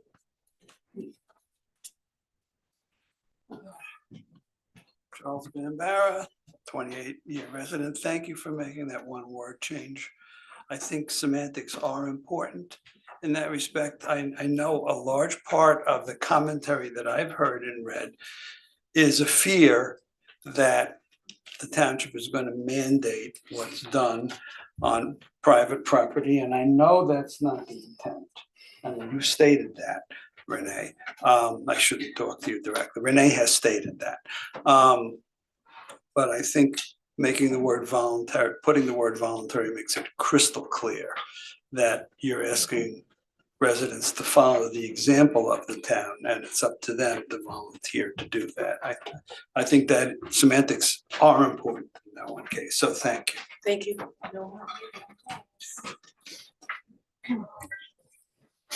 Hi, Jean Pasternak. I just want to say, I know Renee, I think pretty well, and I know Christine pretty well. All I can say is they're both really passionate, but they come from different backgrounds. I don't think anybody's stupid or doesn't know what they're talking about. I think they both do. They just have different views, right? So the idea is, how do we get those voices talking to each other so you come up with some kind of compromise? I feel like you've done a lot of education in the community. I've personally felt a lot of education from what Renee has done. I also have felt the same from Christine in other ways. So I just wish that we could somehow really be, I don't know if it's bipartisan, I don't know what this is exactly, but there's lots to be learned from both points of view. And I just hope that you guys as leaders in this community can figure out how to get people talking to each other and not feeling bad or going on Facebook to work it out. Okay, thank you. Stay off of Facebook. Exactly. Anyone else? Then we can't wish you No one No, online? last Okay. meeting, no one was allowed to talk. I was on it. Wait a minute, second, let me continue. Oh my God, you're so. Yes, I'm telling the truth. I move that this public hearing be closed and the ordinance be adopted on final reading, and that the township clerk be directed to publish the ordinance by title as passed on final reading in accordance with law. May I have a second? Second. Roll call vote, please. Deputy Mayor Cohen, Yes. Mr. Cosgrove, Yes. Mr. Sacramandi, Yes. Mr. Stoller, Yes. Mayor Romano. Yes. Thank you. Okay, old business. Mr. Cantor, do you want to provide an update? Board committee chair eligibility. So, again, I just want to reiterate that there's not an actual conflict of a party chair chairing a committee, or there's no actual legal conflict of the current situation with the Democratic chairperson serving as the chair of the SID. However, I don't think that there would be a legal, I think legally the committee can pass an ordinance which would not allow municipal party chairpersons from serving as chairs of committees. So if that's the direction the committee wants to go, we can certainly draft something up. I think that it's a balancing test, and I think that if that's the way the committee wants to go, I think that it would withhold any legal challenge. Just a question, if we ultimately do go nonpartisan, would that change, any of the views here? I mean, that's what you have to ask. They would still want to have that consideration if there was a nonpartisan election, but you still have party You chairs. still have party chairs. So. I don't know what the answer would be. I mean, But that's I'm up to saying, you would guys. that change the idea of a conflict of interest if the I don't committee think is so. nonpartisan? I don't think so. No, I would think that it would still be valid, whether we're nonpartisan or not. I just don't think it's appropriate for a party chair. And again, this only affects 2 individuals in town. And while those individuals may be different individuals from year to year, it only affects 2 individuals. So I think it's not going to have a detrimental impact on residents, and there's only upside, which is that there won't be any appearance of impropriety. There won't be any impropriety if, of one of the. So is the consensus to move forward that on all of our boards, committees, commissions, that the Democratic or Republican chair cannot serve as chair of these groups? Well, I'm specifically talking about the local Democratic Party chair and the SID chair. Yeah, I but think we're it's gonna do it fundamentally incompatible. across the This board. poses a This direct takes care of conflict. Yeah, this will take care of it And across the and board. that means that individual would have to no longer be chair. Or resign from one of the chairs. Right. Right. Yeah. So do we have a consensus to do that? Consensus So on we my could side. we could just develop one mechanism to cover all of the boards so that we don't have to do each one individually, right? Right, okay, okay, Sounds so we have a reasonable. consensus? We're good? Yes. We're good? Okay, so that's done. Great, so, Mr. Cantor, you'll prepare the ordinance, or I don't know if Yeah, that's. yeah. Someone will prepare the ordinance, and we will review it and take it from there. Okay, new business, the special improvement district review. I don't know, who did this new committee and secretary? I think I did at the last meeting. Yeah, so we had discussed, we discussed this a bit in the past. So I wanted to put an official agenda item. I think, and I said this last time, I don't want to throw the baby out with the bathwater. I think the SID does important things, I think it does valuable things. But I think over the years, some opportunities for improvement have been brought to our attention. And so I think we ought to take a look and see where we can make improvements. And I think one of the improvements that we can make would be, now that we have seen over the years that it seems that the downtown, gets the lion's share of the benefit from the SID, maybe it makes sense that the businesses in the downtown district pay, a little bit more in terms of SID tax, and the businesses in the outer districts pay a little bit less. Now, I think we can probably do some sort of analysis of how money was spent in the past to figure out, what those percentages should look like. Yeah. So do we have? And I There's would like to there's- add something to that. Can I go first? I had started. There's I'm two not sure things, about that, but there's go two ahead. things I'd want to do is understand the benefit for the SID dollars by district. But more importantly too, the benefits will be directly seen in rents, right? If the rents downtown or, on Main Street are significantly higher or percentage higher, that will tell you exactly the kind of the benefit because you're seeing real dollars. So some type of attribution of what's happening in those different districts. Right, the difficulty with going based purely on the rent is you may have commercial office buildings over on Morris Turnpike. Well, it'd be The retail condition- spaces. And the conditions of the spaces are not necessarily, they may be substandard in one district and Right. newly developed in another, so the rents will be higher. But I do think the first part of what you said makes sense if we can do some sort of look at, Attribution and benefit. I would also say, since we're looking at this, I learned since the last meeting, I had always thought that the district east of downtown went all the way down Milburn Avenue. And I have subsequently learned that that is not true. So the shopping center where Trader Joe's is not part of the SID. The shopping center where the J Garden, or whatever, I'm not sure if they've changed their name a couple of times, but that shopping center east, just past Annie Says, is not a part of the SID. So to me, the whole point of this was what. Yes, it is. It Uh, goes The down to common, the yeah, commons. the common. Not the well, Not CVS and Trader Down Joe's, to but the Wyoming, commons. down to Wyoming Down Avenue. to- so in any event, we can look at the map, Yeah. whatever. To me, there shouldn't be any big commercial area like where Trader Joe's is, if that is the only one excluded. We should look at bringing that in, albeit perhaps, with a lower assessment because it's not part of the downtown. But I think we should expand that to include all commercial businesses. Okay, so the consensus is that we are gonna move forward with a review.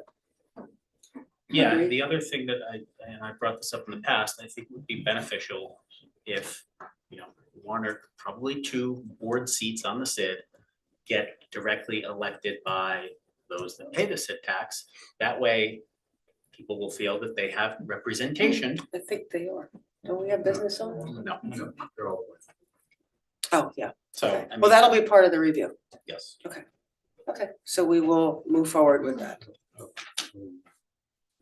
Okay, maybe two committee people can meet with Steve? I'd be willing to. I would too. I'd be willing to as well. I think it's pretty popular. I think Is maybe that something committee, could we maybe have Steve come in closed session and talk with us? I don't think there's enough time. Yeah, I don't know if you can, I don't think that's a reason for a closed session. unfortunately. Well, since Committeeman Stoller and I both sat on it for a year. Yeah, but What do you think? I don't want to be jaded by the amount of great work they're doing as well. So, I would actually recuse myself that's in there and let someone else have that discussion. Okay. I'd be happy to join Okay. the mayor, working on that. It's up to, I'd like to do it, but. Okay, go ahead. Right, that's I'm fine. happy. Let's work With you as together. well. Why don't we Great. work together Okay, so two of you guys. Good. and improve it. Yeah. Okay, proposed zoning regulation subdivision. Wait a second. Yes, so in light of all the development that we've seen around the state, in light of the fact that there's not a lot of land in town to develop, there's been some concerns that developers may start to acquire adjacent properties in single-family residential zones and then look to, potentially build something other than a single-family residence there. So what I'd like to do is, to the extent that we can legally, an ordinance prohibit the merging of adjacent properties in single-family neighborhoods into one, larger lot. And I think we probably need to consult our town planner on this. And we might need to consult with a municipal land use attorney, perhaps, I don't know. But I wanted to see, if we had some consensus, that this is something we should investigate, because I think, as each day goes by, the urgency of this is more and more. As you see, there's LLCs all over town that are gobbling up property, and who knows what their intentions are. And I think this will provide a lot of comfort to those that live in single-family residential. I agree with what you're saying, but just for clarification, if it's a residential neighborhood, multifamily is probably excluded. That doesn't mean conditional uses, other conditional uses would be allowed. I do think this is worth doing. I'm just saying that we already have stuff on the books that would prevent that. But I do. In theory, however, if we look at the last round of Mount Laurel, we did have to change zoning. Right. In certain We'd have to areas. change zoning to allow it, but, and I don't know that even if we had an ordinance like this, it would have prevented that. I think it would help, and it would potentially discourage Right. developers. I agree. from- I mean, I'm happy to, I agree we should have it. I'm just, Yeah. I just don't want to oversell what it could actually do. I think it's worth doing too. I agree as well from a consensus point, but it's kind of a creeping tender, right? People joining together and looking to, buy those lands up. So whatever we can do to mitigate that. Now, this is something I would have thought would have come from usually these things come from the zoning code review So board. I sat on that board, and they are. And I'm about to, They have so- they have a huge backlog. Okay. And this is something that I think, given that we're entering the fourth round, is especially important. And we don't, we can send whatever we come up with to them for their review, but maybe let's take this one off their plate, because they've got a laundry list of things they're trying to. That's fine. I suggest we get an opinion from McManaman on that. They do land use, you said a land use attorney, we already have them seen. Great.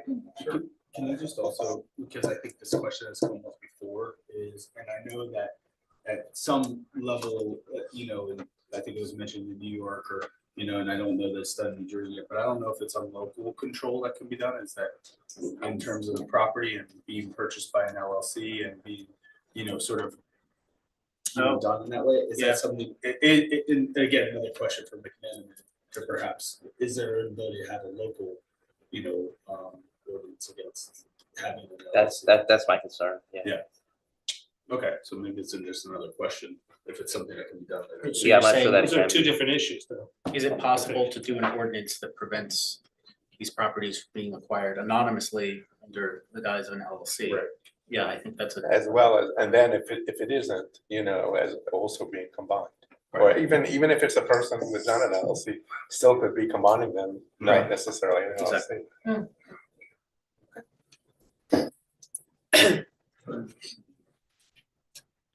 I didn't put it on the agenda, but then in that same thing, the other side that I've wanted to bring up, but I was waiting for the zone, we haven't met yet, so, the new thing. I also think we should be addressing accessory dwelling units as a town and looking, while the state may be mandating them, I think we should get out in front of that and have an ordinance on the books about that as well. Yeah, I think that makes a lot of sense. Even if the state were to enact a law that overrode our local ordinance, I imagine that law at the state level is gonna get challenged in court. And if that prevailed, then the law we have in our books would still be there. So it's probably a good thing to, so.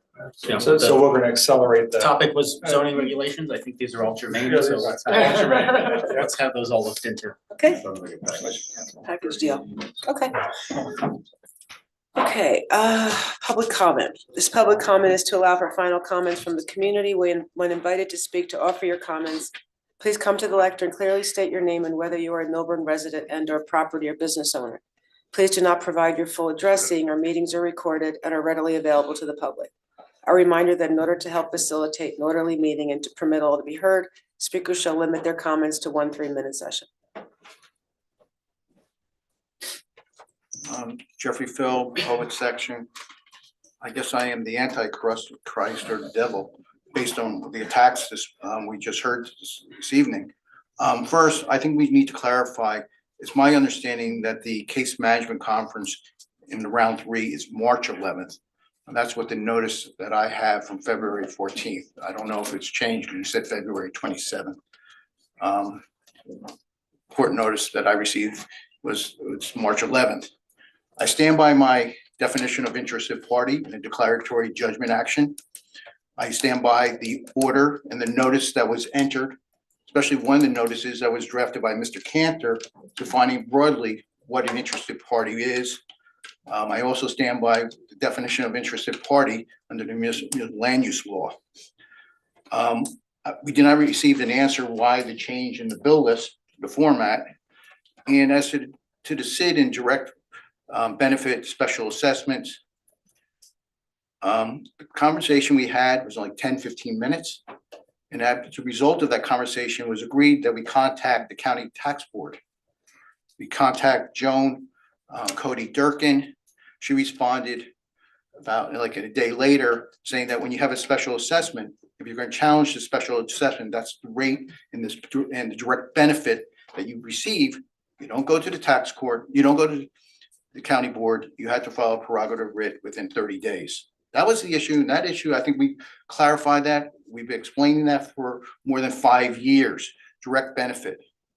And also I provided you a case that came from the state Supreme Court about a special assessment that was improvement to a dam.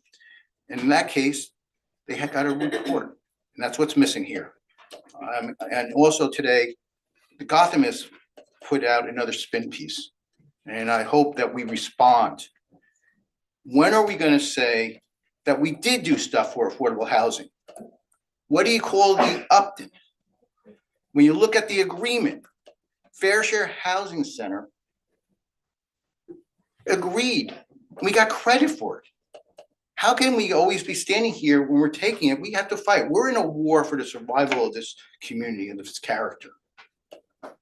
I'm not the enemy. I'm trying to help.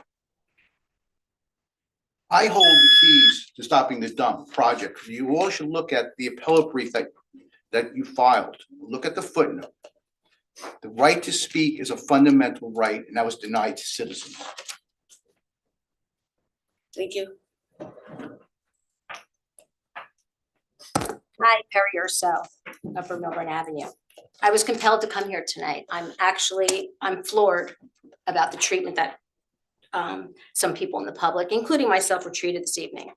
If you go back to I encourage you all to go to the February 3rd hearing, or the February 4th, when we were talking about the SID assessment role, and you all approved, and the conversation between Committeeman Stoller and our business administrator, back and forth. I am unclear. If you want me to tell you how to make penny vodka, I'll tell you how to make it. You want to tell me how to appeal my SID taxes? That's what I came up here to do.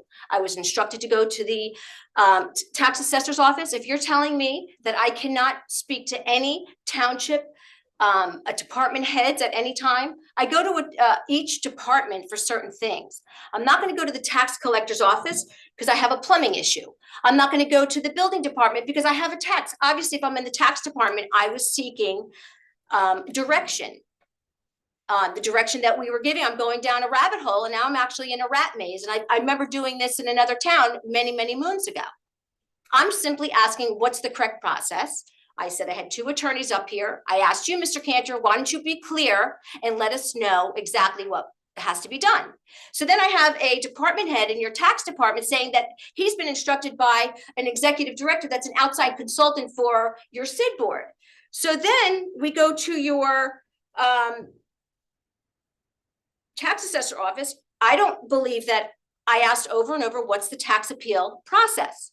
Now, I know initially there was someone in the back room that was overseeing and hearing this conversation, so I would like to know who that is. I think I have a right to know. If I had a meeting with somebody, I want to know who was overseeing that meeting. We were instructed to go to Essex County. I went back and I did, in fact, write an email to Ms. Durkin. She was kind enough to get back to me. And I'd just like to take a brief moment to read you that email, so it's clear that this is what we were instructed what to do. And actually, she said that That's not the right process. I don't use Essex County. So I'm told here to go to the tax assessor. This tax assessor tells me to go to the county, and then the county bounces me back. So if someone would be clear enough to tell me what the actual process is, I'd appreciate it. And as far as the assessment role, did I get it correct, Mr. Deputy Mayor Cohen, that Trader Joe's is not in the SID assessment role? That's correct. Okay, and you approved the SID assessment role on February 4th, correct? Yes. Just so you know, they pay $464,064.64 into the assessment roll, just so you know. And you approved it on February 4th. That's the problem here. Thank you. Thank you.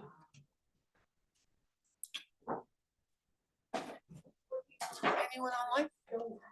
Anyone else? Well, real quick.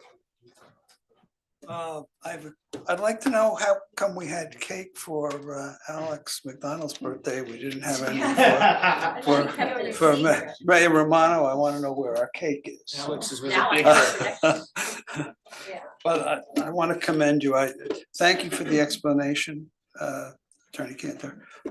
And thank you for all pulling together and saying you support him. So I'm a little clearer on my question I had. I got a good explanation, and I have to applaud you.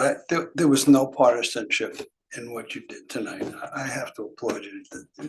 You really worked as a team, and you came up with some great solutions for the town. So thank you.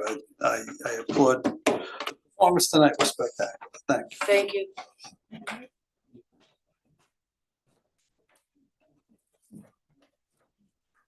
Annette, I do want to wish you, like, from the bottom of my heart, happy birthday, and I'm gonna get you a cake so you can tell me, like, really, thank you.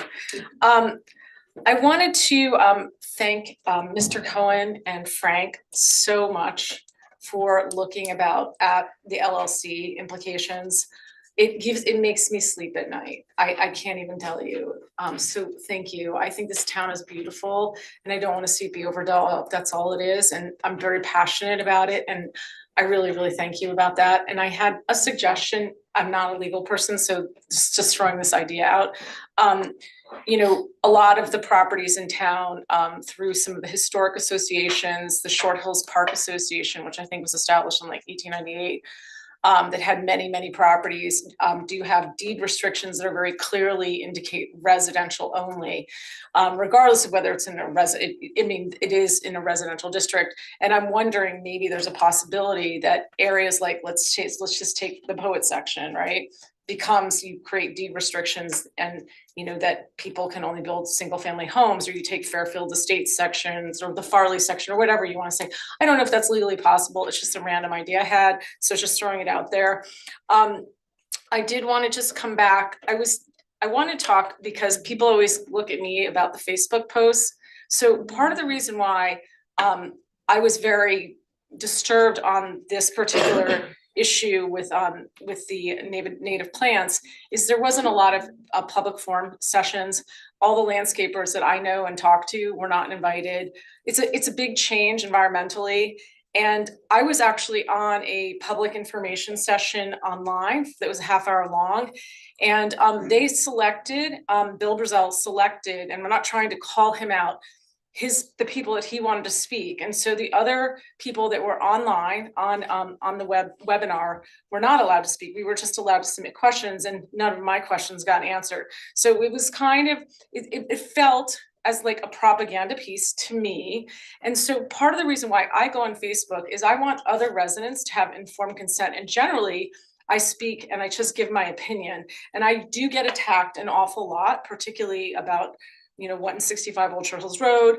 Again, it's being developed in a residential area, and that's all it is for me. It's a land use issue, and I do get attacked a lot. And her calling me, a conspiracy theorist is really a very derogatory term, and it basically implicates and tells people that I'm stupid and crazy.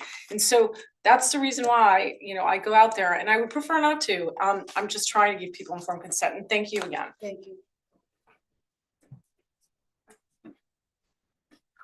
Hi, Jean Pasternak. I just wanted to read, Diane actually didn't talk about a list. She just said that in her letter.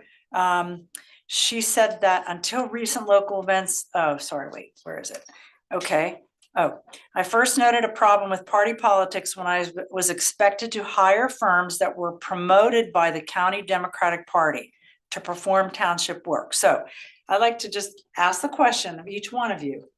Have you ever been in any conversation, whether it's verbal, email, text, in person, I don't care what kind of conversation, with any member of the Essex County officials, elected officials, people that work for Essex County in that capacity of elected officials, the clerk's office, anybody has contacted you and asked you to hire somebody for this township? Yes or no? Okay. I can't believe that someone like Diane, who worked her ass off for 6 years for this town, even though I disagree with her on a lot of things, would make that up and put it in writing and put it out to the public. So I'm sorry. I don't like that you guys did what you did. Okay? She is not lying. There's something here, and I think people need to acknowledge that. Okay? So that is the basis for the movement to go to nonpartisan elections, this kind of crap. So people are fed up with it. They're tired of it. They're sick of all this conflicted garbage that I went through tonight. You know, Jackie sitting as both the Democratic chair and the head of the SID. Grillo sending emails out to the businesses telling them not to put signs up that he claims that Alex, which you didn't address tonight, Alex, told him to do. Okay, you should address it. I mean, otherwise we're sitting there wondering, did you or didn't you? Just tell us, you know. And then there's all of, you know, ties to the Democratic Party, lawyers being hired that are very tied to the Democratic Party.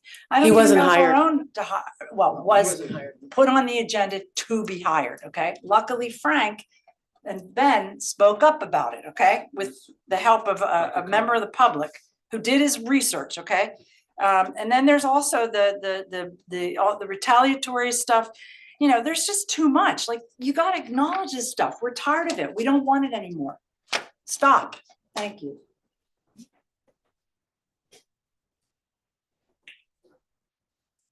I'll be very quick. Richard Seibert. So the SID discussion always comes up.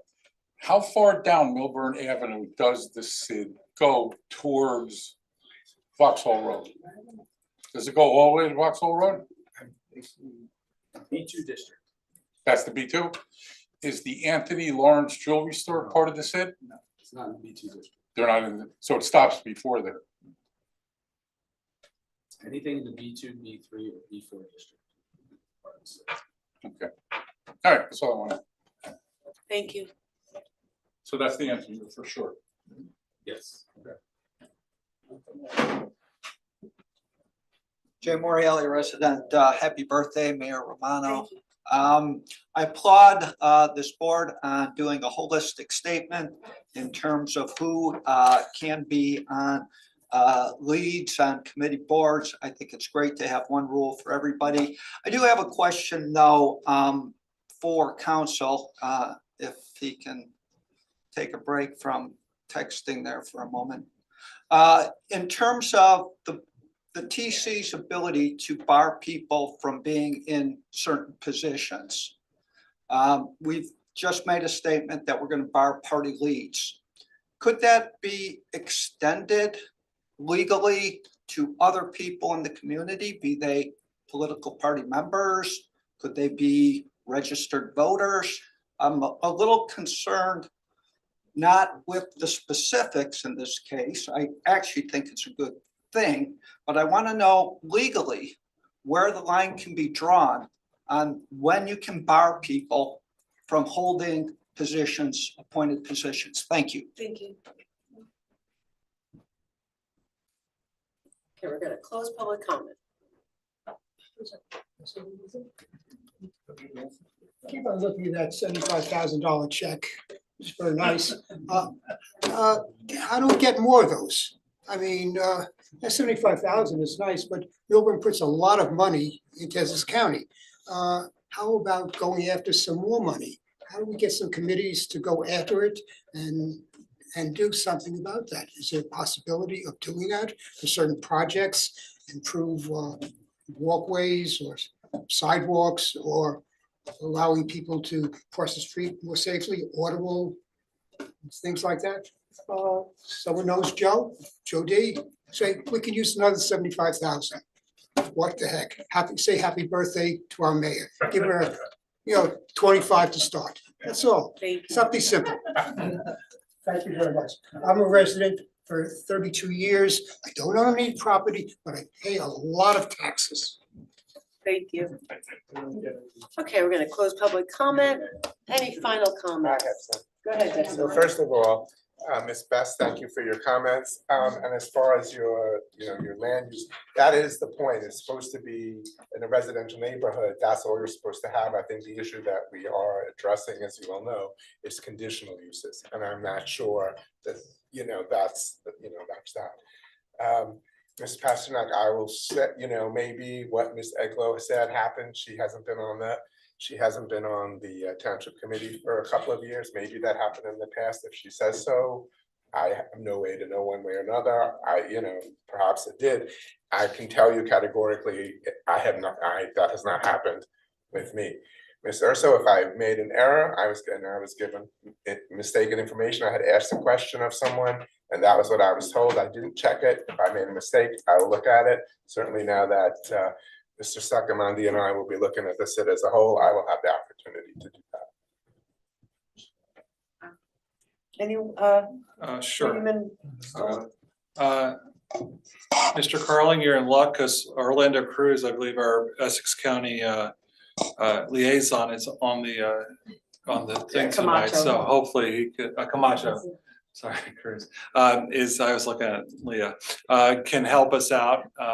He's been attending these meetings and, he understands how much in taxes we pay as a community to Essex County for very little in return. But I always encourage our TC members as well as Mr. Camacho to make those requests and keep us in the ear of Essex County officials.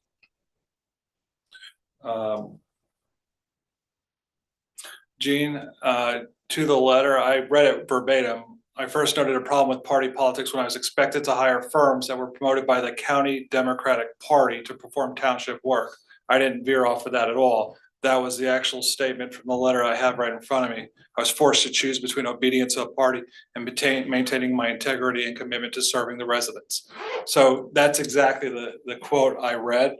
So I don't want it to be misconstrued as some ominous list that I don't have, et cetera, et cetera. Just want to make that perfectly clear. And to answer your question, I haven't seen a list.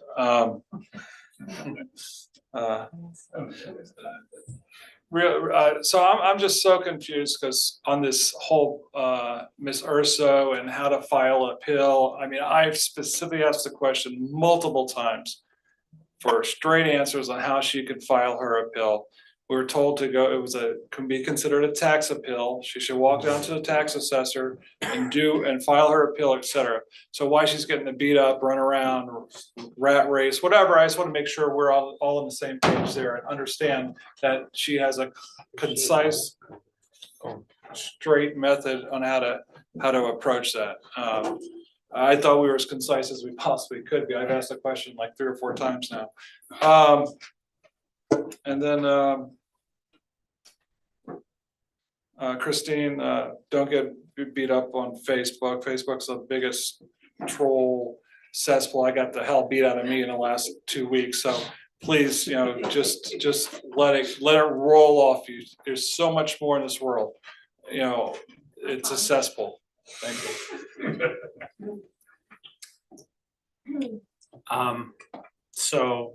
Mr. McDonald, could we maybe get an answer to Mr. Feld's question as to why the bill list format has changed?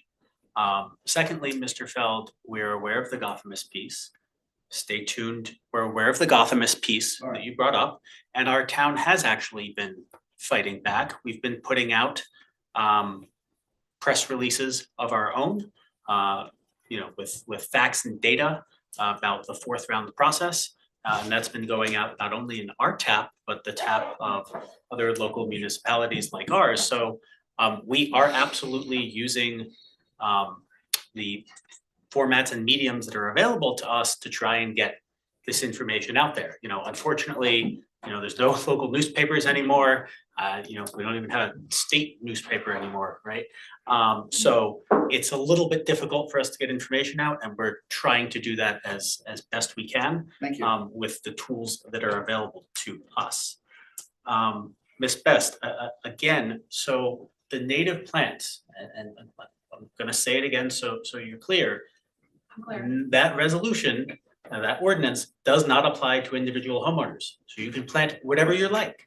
You can listen to the advice of your landscaper. You can have your landscaper plant whatever they like in your yard. It is not affected in any way, shape, or form by the ordinance. And so therefore, I think a lot of the stuff that you brought up isn't necessarily, the concerns at least, aren't necessarily relevant because they do not apply to the individual residents and the town, the people in the town that are supposed to oversee the planting of the trees and the selection of the trees, the DPW and the forester. They signed off on this plan, so they have no objection. So I'm hoping now that it's passed, that will be the end of the concerns. Frank, it's any lawful plants. Any lawful plants, yes, yes, lawful plants, yes. And Mr. Carlin, yes, of course, we would love for the county to return some of our taxpayer dollars to us. It seems that, you know, Essex County seems to have the approach of, you know, ask not what your county can do for you, but what you can do for your county. And that seems to certainly apply here. So if anyone from the county is listening, I think it's time that Milburn get a little bit more love. I have noticed that those giant checks seem to come out in towns where a particular party is perhaps facing an election that might be contentious. Someone pointed this out to me, and I'm sure a list of those towns and accompanying data and evidence can be furnished, but you know, maybe if you have a contentious election, then your town will get more money. So we'll see what happens this time around. When don't we have a contentious election? So we should just not ask anymore. Last year wasn't too contentious. I have nothing to add that I haven't already said in the past. As far as the partisan, nonpartisan, we've already voted to move forward with the Charter Commission study. I don't think we need to beat this to death every meeting. And again, if anyone wants to talk to me about the campaign or anything else pertaining to politics, you can reach me during, well, non-meeting nights. I don't know. Mr. McDonald, do you want to add anything?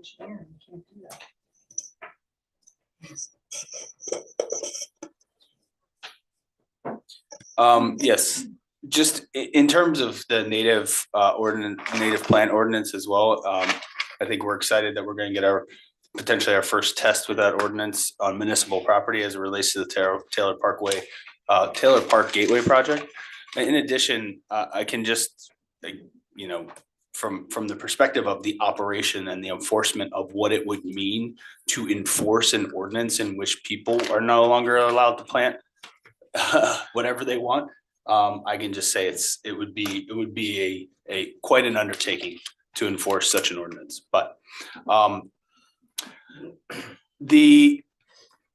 going to explain it again as it relates to the SID and appealing taxes. Because when someone says, as was stated, I want to appeal my SID tax.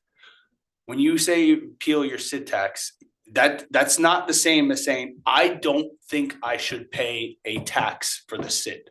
That is a completely different statement.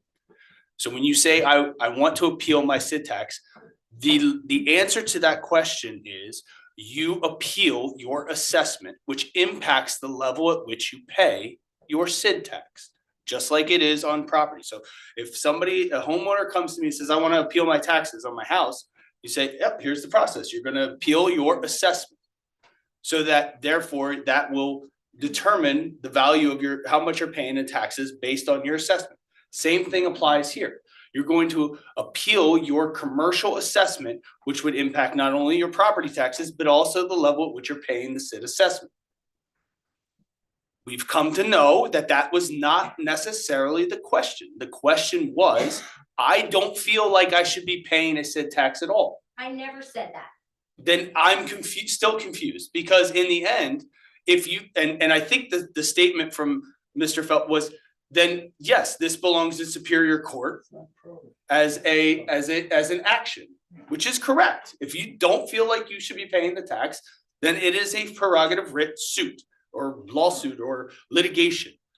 So that is the issue here, is it's if I'm mistaken in what is being asked, then I'd love to have that conversation, because as I understand it, if you want to appeal your taxes, you're going to appeal your assessment to impact the level at which you're paying taxes, whether on your property or the city. So can I get a point of clarification? Is it the case, is my understanding, that it's a fixed percentage based on your assessment? There's a fixed percentage. Correct. If you're a commercial property owner in those zones, it's a fixed percentage based on your assessment, and that's what you pay. So if you don't want to pay that, you can't change the fixed assessment. The only variable you can change is the value, the value of your property. Correct. Or you can find ways under the ordinance that are exempted. For instance, if you have a residential and commercial property, you would only be paying 50%. So you can, so you pay 50% based on, you have your second floor is residential, your first floor is commercial, you pay 50% of that assessment. So I think that's the confusion, and I think that the word lawsuit was brought up when it was brought to town hall. So I think that is also part of the confusion. So that's why the answer is just. Thank you. That makes sense. Okay.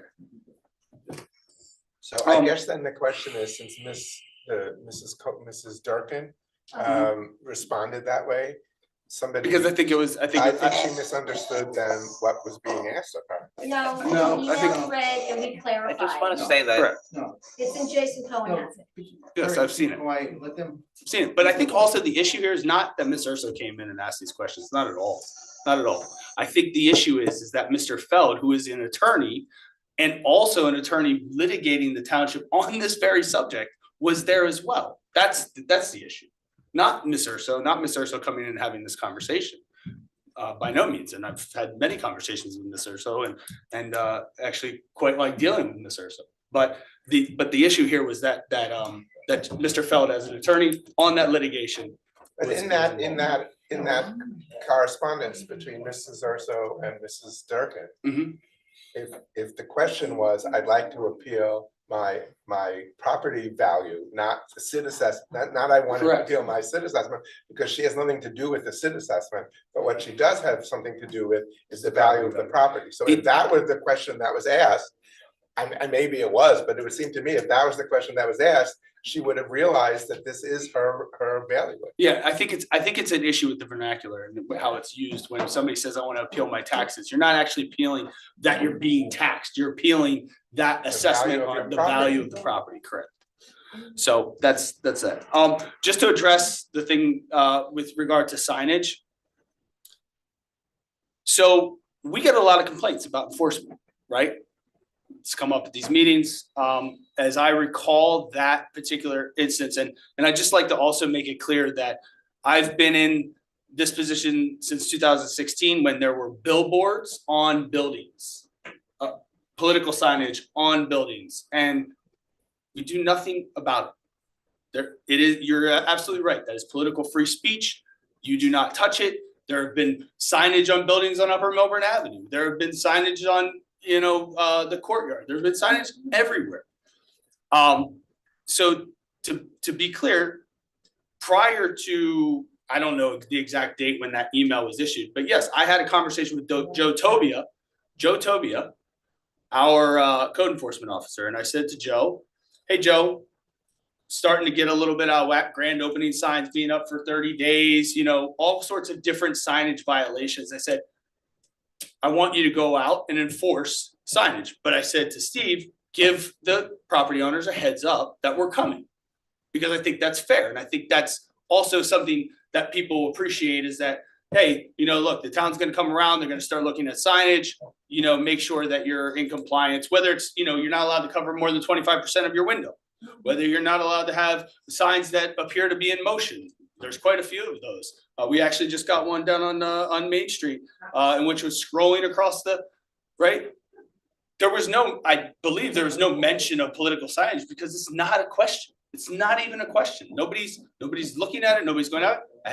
Nobody had any idea that there were even political signs going up. I had no knowledge that people in the business districts were putting up Ben and Frank signs or whoever was running against you at that time. It means nothing to me, matters nothing. I think Ms. Pasternak's point is, and let's be specific here, is your discussion with Grillo was 6 months ahead of time, 3 months ahead of time, 2 years. It ahead was, of time, it was not that far.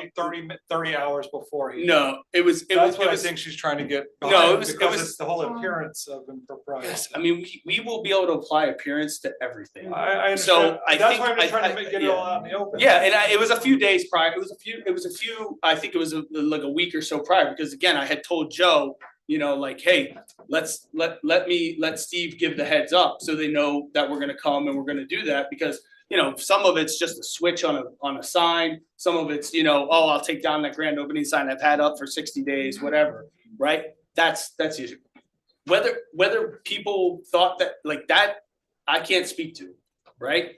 And so then it's like, all right, well, you know, don't do those things from September to November. When was the election that year? November 4th, November 5th, right?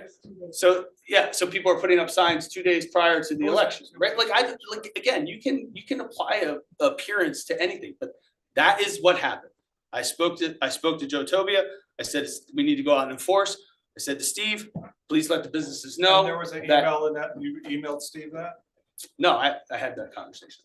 I'm telling you, I had that. Okay, I know, I Yeah. said that. Yeah. Because, you know, listen, whenever I think I have an email with Joe. If you want to open that, or I can provide that. Yeah, I think I have an email with Joe that stated like, we, you know, wait for Steve.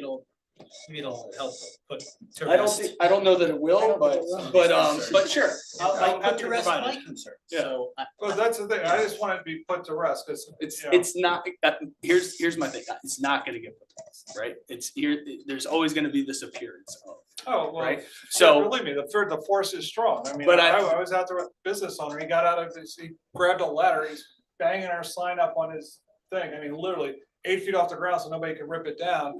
And he calls me the next day and says, you know, what's up with this email? And I say, you know, it's not political. But we did have people who actually told us to come get the signs versus this gentleman who was fantastic and said, you know, he's gonna stick by us, but. I know. they could have always called and said, hey, do you mean political signage? I said, absolutely not. Go back 5 years and look at the billboard that's on top of the Blue Mercury building. All we told them was, hey, make sure it's, you know, sandbagged down or drilled into the roof so that it's a safe structure, right? Matters not, it means nothing to me, right? Anything else? Motion to adjourn. Well, Bill's list format. Oh, yes, so We don't have to hear about it again next time. yeah, I mean, look, I would say if it was 2 times in a row, I would say that's probably a change, but you know, it happened once. I don't think that it's meant to be a change. Like, let's like, I appreciate you bringing it to our attention. We'll make sure that it's right as rain the next meeting. I don't think that was the intent. You know, we've been doing it for how many years now? I don't think there was any intent to all of a sudden start not providing any detail to the bills list. So But they have hit the wrong checkbox when they might have Somebody was out submitted of the it. office. Yes. Unexpectedly, yeah, not, I guess we have to go into detail, but Yeah. somebody had an emergency, was out, so I think somebody was covering and did it differently, so. Maybe we can just update it. Yeah, Just update it. yeah, we'll make They can it, request it'll be it, right. anybody can get any of these records anytime. We'll make it right as rain the next meeting. Motion to adjourn? Motion to adjourn? No comments from Mr. Cantor? Oh, Mr. Cantor, do you have anything? Let's go. So as to Mr. Feld's comment about the March 11th date, there's competing court notices. My office reached out to the court today to see which date is right. I just want to say, I think Mr. McDonald did an excellent job explaining the assessment appeal process. If you're challenging whether or not you have to pay any SID money, Mr. Feld is dealing with that, and what you're doing with that in your prerogative rate action, you're fine with the SID, and any payments are invalid. If you're suggesting that the amount you're paying is improper, then you have to file an appeal of your property assessment. I'm looking online, there's an easy to follow guide on how to do that. Mr. Feld is a licensed attorney, I'm sure he knows how to file a tax appeal. But you do file tax appeals with the county board or Superior Court based depending on the value of your property. Happy birthday. So moved. Good night, thank you. Happy birthday.